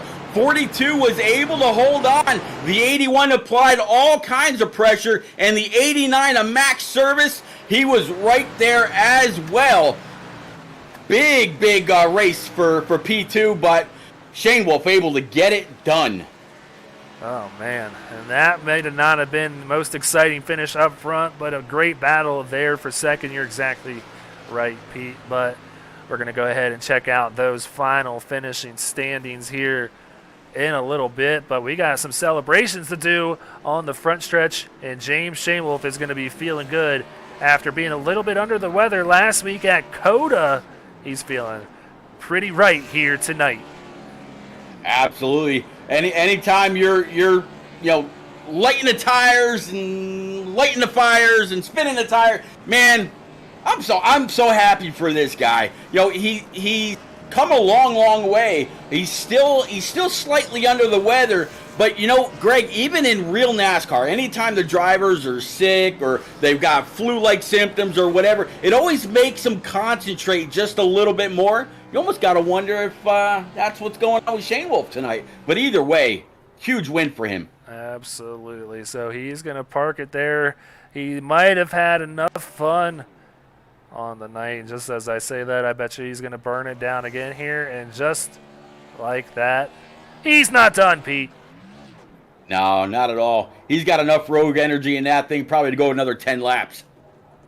Well, he's going to park it right there at the start-finish line, turn it off, and get out and celebrate a little bit. But we're going to go ahead, hop back up here in the blimp cam, and go ahead and check out these final standings here for our final night in Twin Ring. I'm almost sad to see it go, Pete. It was a lot of fun being out here, and James Shamewolf is having a great time as he's finished P1 here tonight for JW Racing. Joseph Causey edges out Seth Reed by just 1/10 of a second to round out our top three. Max Service and Jacob Manning rounding out that top five.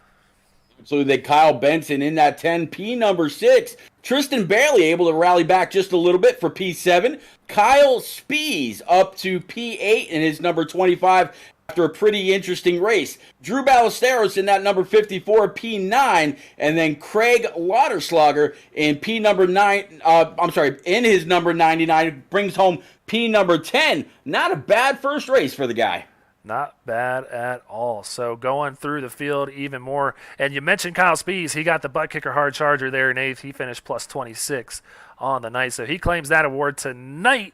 He's going to help that advantage even more in the standings. He's already in first in those hard charger standings. So congratulations to him once again. Michael Larch in 11th. Jack Hedgecox almost got the honor of receiving that butt kicker hard charger this evening. He comes home in 12th. Dylan Patterson in 13th. Aaron Gerwitz 14th. Nathan Sylvia going to round out the 15th. And then the final 5 in the top 20 going to be Tyler Murray, Chris Bishop, James Kerr, Daniel Keith Jr. Great run by him tonight. Seth Berger going to find himself back in the 20th position. But we got Seth Reed waiting in the wings here in the broadcast waiting room. Let's go ahead and bring him up. Seth, it's Greg Olenek repeat up here in the booth. Come home third, man. I know you wanted 2 more positions after a great start to this race. Still, though, having a great start to your season, man. How does it feel to come away with a third-place finish at kind of an unknown track? We had no idea what to expect this week. Yeah, I mean, proud of it.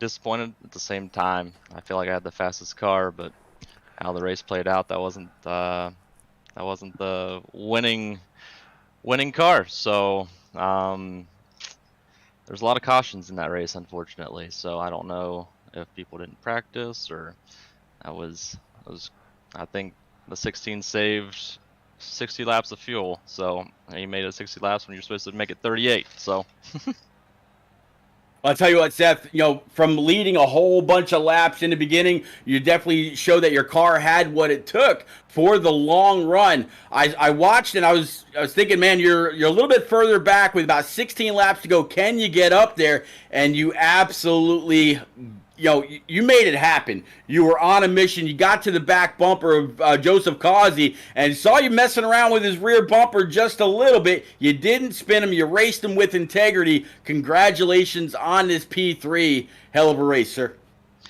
Thanks. Yeah, we were racing hard. I just didn't have the straightaway speed with the nose damage, and I knew he was going to drive it in, and he parked it. And I was hoping to upset his car a little bit and push him up just a little bit, but I wasn't going to clip him or anything. It was a square hit, but he managed it pretty well. So just clean racing at the end.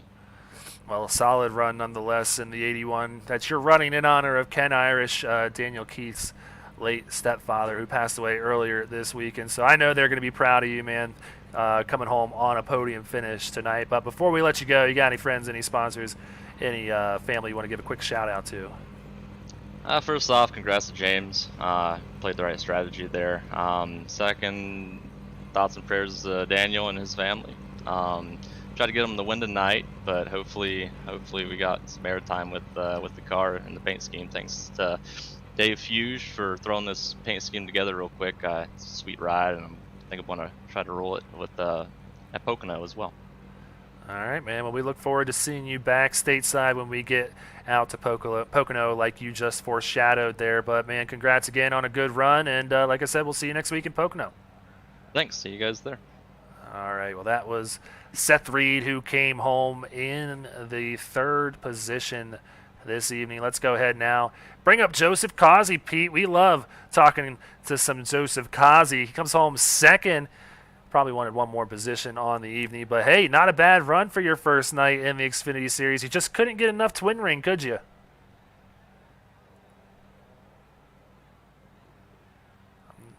Hey, Causey, you got a copy on me here?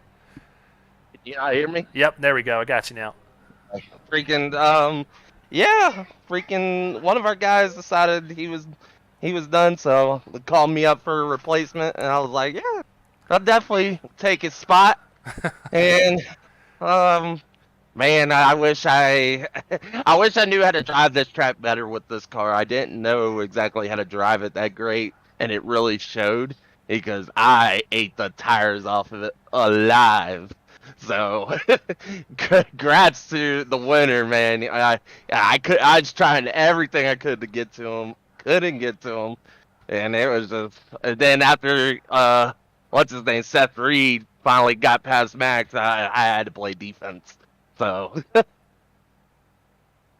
Man, I tell you, Causey, it is always great to talk to you, whether it's throughout the race, if we get a chance, or at the end. You are just you've got a positive outlook on everything. We were just talking to Seth about, how he raced you so hard, but with integrity for those final couple laps. Did you think you were going to be able to hold on if there was like maybe one or two more laps, or is that the reason that you weren't able to pull closer to James Shanewolf's bumper? like I said, I had shredded these tires alive. They didn't know how to get around the corners that well in the Xfinity car at Twin Ring. So, like, if we had one or two more laps, Seth had me outright. There was no me stopping him. I thought him having that damage, he might have would have blew up, but he come back, and I was like, oh boy. I'm like, I'm done for if I don't at least try to protect this bottom somehow. So I tried my best to keep him from making a move to where I could at least keep the margin down the straights, because I knew the damage held them up down the straights just a little bit. And I was able to at least get 2nd, so I'll definitely take it, especially not knowing how to get around this place with this car. Joseph, you better stop telling people you don't know how to get around this place, because you just made it look easy, and you came home in 2nd, almost had an opportunity at a win tonight, so you're going to hurt some feelings if you keep telling people that. But, man, we're, like we said, always so excited to talk to you up here. I love hearing what you got to say, and also I want to ask you got any friends, any family, any sponsors you want to give a quick shout-out to? Thank Boss Security on the Hood. They freaking put them up there, show them. Give their sponsorship a little shout out. Ferguson Farms, Berg Arts, Green Dental, Hunter and Anesthesia Associates, Park Brothers Racing, Parkway Lanes, Teespring, Healthcare Billing Inc., EWRL. Don't have my spotter, so forget man. Miz. Forget Miz. It's Miz's fault again. My teammates, Max, freaking Ben and them, man, and Seth. Man, I feel bad for Seth, and thank the broadcast. Freaking go watch a little bit back on this one and see. All right, well, how it looked. Don't judge me too hard, because Pete locked up my SDK and I had to do like a full reboot. So blame that one on Pete when you go back and watch it. But Joseph, looking forward to seeing what you can do next week out in Pocono. Have a great weekend, man, and have fun celebrating a nice runner-up this evening. Appreciate it, guys. Thank you. All right, Pete, that was Joseph Causey, who came home 2nd this evening. Let's say we go ahead and talk to Pete's pick to win it tonight. James Shanewolf, it's Greg Olenek, and Pete Rusick up here in the booth. Congratulations on a well-fought, well-earned, well-deserved win out here this evening. Tell us how it feels to get that first win on the season.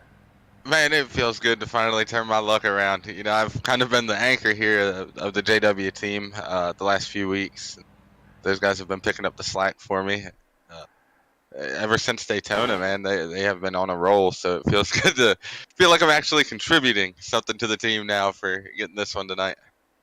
I tell you, in the beginning of the race, I was telling Greg that I was, hanging out with you guys, asking you about the fuel and asking you about this and that, and you had all of your teammates surrounding you, giving information on how to get into the corner, how to get off the corners, and you picked it up, you ran with it, you fought hard all race long, James. Congratulations on this W. It's good to see you, but you know what? It proves one other thing: that commentator's curse has nothing to do with you.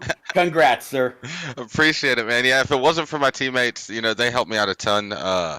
We do a practice every week. We run several practices throughout the week together, and we were pretty tit for tat there earlier in the week, and then tonight I was struggling in practice, and they really helped me get through it and figure everything out. And really, it was a strategy call by Justin Rideout. Man himself is the one that told me to pit when I did, and was a little bit earlier than the field, and put us in position to win that. So shout out to him, man. All I did was hold the steering wheel. He made the right call for us there. Well, yeah, I've spoken to Justin recently in the Gearing Up segment, and he said it. I mean, crew chiefs are never wrong when you're on top of the box. So whether you want it or not, he was going to make the right decision tonight, but he definitely made the right call with you pulling off this one here. But James, you were here last season in the Xfinity Series. You were a winner there as well. You get it early on this season. How does this set you up where you're not really having to worry about qualifying with that playoff lucky dog? You're really in a position now to qualify for these playoffs if you can keep up the momentum here. I mean, we got a tricky schedule ahead of us. How are you feeling about these next 5 races? Yeah, this series, man, it's one of the most diverse series that I've ever been a part of, track wise. I mean, you go from Coda one week to this place the next, and it's insane, man. And it definitely, winning tonight definitely lifts a little bit of weight off the shoulders. I know I got to continue the momentum, and just look forward to the playoffs and getting locked in and getting set up to advance myself from there on out each round. Yeah, it's just once you get in there, man, that's when it comes time to focus and really put yourself in really good spots. Be careful what positions you put yourself in and whatnot. Right now, you can still get away with a little bit more than you probably should, but getting close here to the cutoff, you got to really start watching what you're doing, what positions you're putting yourself in. Absolutely. I can speak on that. You can do that as well as a veteran here in SRN. So looking forward to once we get to that time, but still got a few weeks to go. But heading in the right direction in that 53 camp. So before we let you go, James, you got any friends, any family, and any sponsors you want to give a quick shout out to? Yeah, big shout out to Justin Rideout here at JW Racing for all he does for me. With all my health issues that I had over the last week or so, he's been there a lot. Same with the rest of the team. Those guys we're a big family, man, and they always are willing to look out and give a helping hand. Also, shout out to Rogue Energy. You can use discount code JW Racing at checkout. Save yourself a couple dollars. It's some real good stuff there. Maxon Industries, Married Mechanical, Rufus Sport MMA, Saloon Door Sports, all of our associate sponsors for all the support that they give the team. Everybody, all the teams, friends and family for watching the broadcast here tonight. I know we had a handful of people watching tonight, so really cool to be able to get the job done for the team and have everybody here to watch it and see it. Shout out to my fiance, my kids for behaving for the whole race. My fiance for keeping them kind of calmed down there in that last little bit. And you guys, all the sponsors of the series, you guys up here in the broadcast booth, man, the admins, the show wouldn't go on without everything that goes on behind the scenes, man. And a lot of people don't know how much work it really is, the amount of time that you guys dedicate to this stuff, and it definitely appreciated. Well, hey, man, I appreciate that, and you're exactly right. It's a lot of work, but it's a lot of fun. At the same time, me and P get to call these races, and going to have a newcomer next week, Curtis Swatsworth, going to join me up here in the booth. So if you, and then our guys from back in the day up here just chit-chatting up here, having a That's good old awesome, time. man. It's funny how... It's like an Xbox reunion up here, yeah, man. It's crazy. It's funny how that works out. But, man, we're super proud of you getting that first win. Go ahead, rip off a couple more here in the next couple of weeks, and, hey, we'll be seeing you in Pocono next week. Yes, sir. All right, Pete. Well, that's going to do it for us here this evening, as well as in Pocono. It's all done, Pete, but, man, we had a great time. And going to head back to the States now and do a race in Pocono next week. Yeah, big thank you to you and the rest of the admins for allowing me to hang out with you on these Thursday nights. To Japan, I say arigato and sayonara. Oh. It's been one hell of a week, buddy. Oh, man, you've been waiting. Is this why you came back to do it on Thursday? You wanted to give the sign-off and everything, huh? It's just, man, I have so much fun doing this, Greg. It's been what, 4 years now that we've been working between YouTube and Twitch, and man, this whole thing about broadcasting for these different series, these different leagues, these different communities, when you're carrying more than one race per week, it is just so much fun. It's such a big family, like we were talking about earlier. I wouldn't want to be anywhere else. So thank you again for having me. Hey, man, thanks for joining me as always, and I'll see you back in the booth next Tuesday. And like I said, we'll have a newcomer here in the Xfinity Series, Curtis Wadsworth. I saw him out there in the chat at KS Gaming 51. See him saying he can't wait.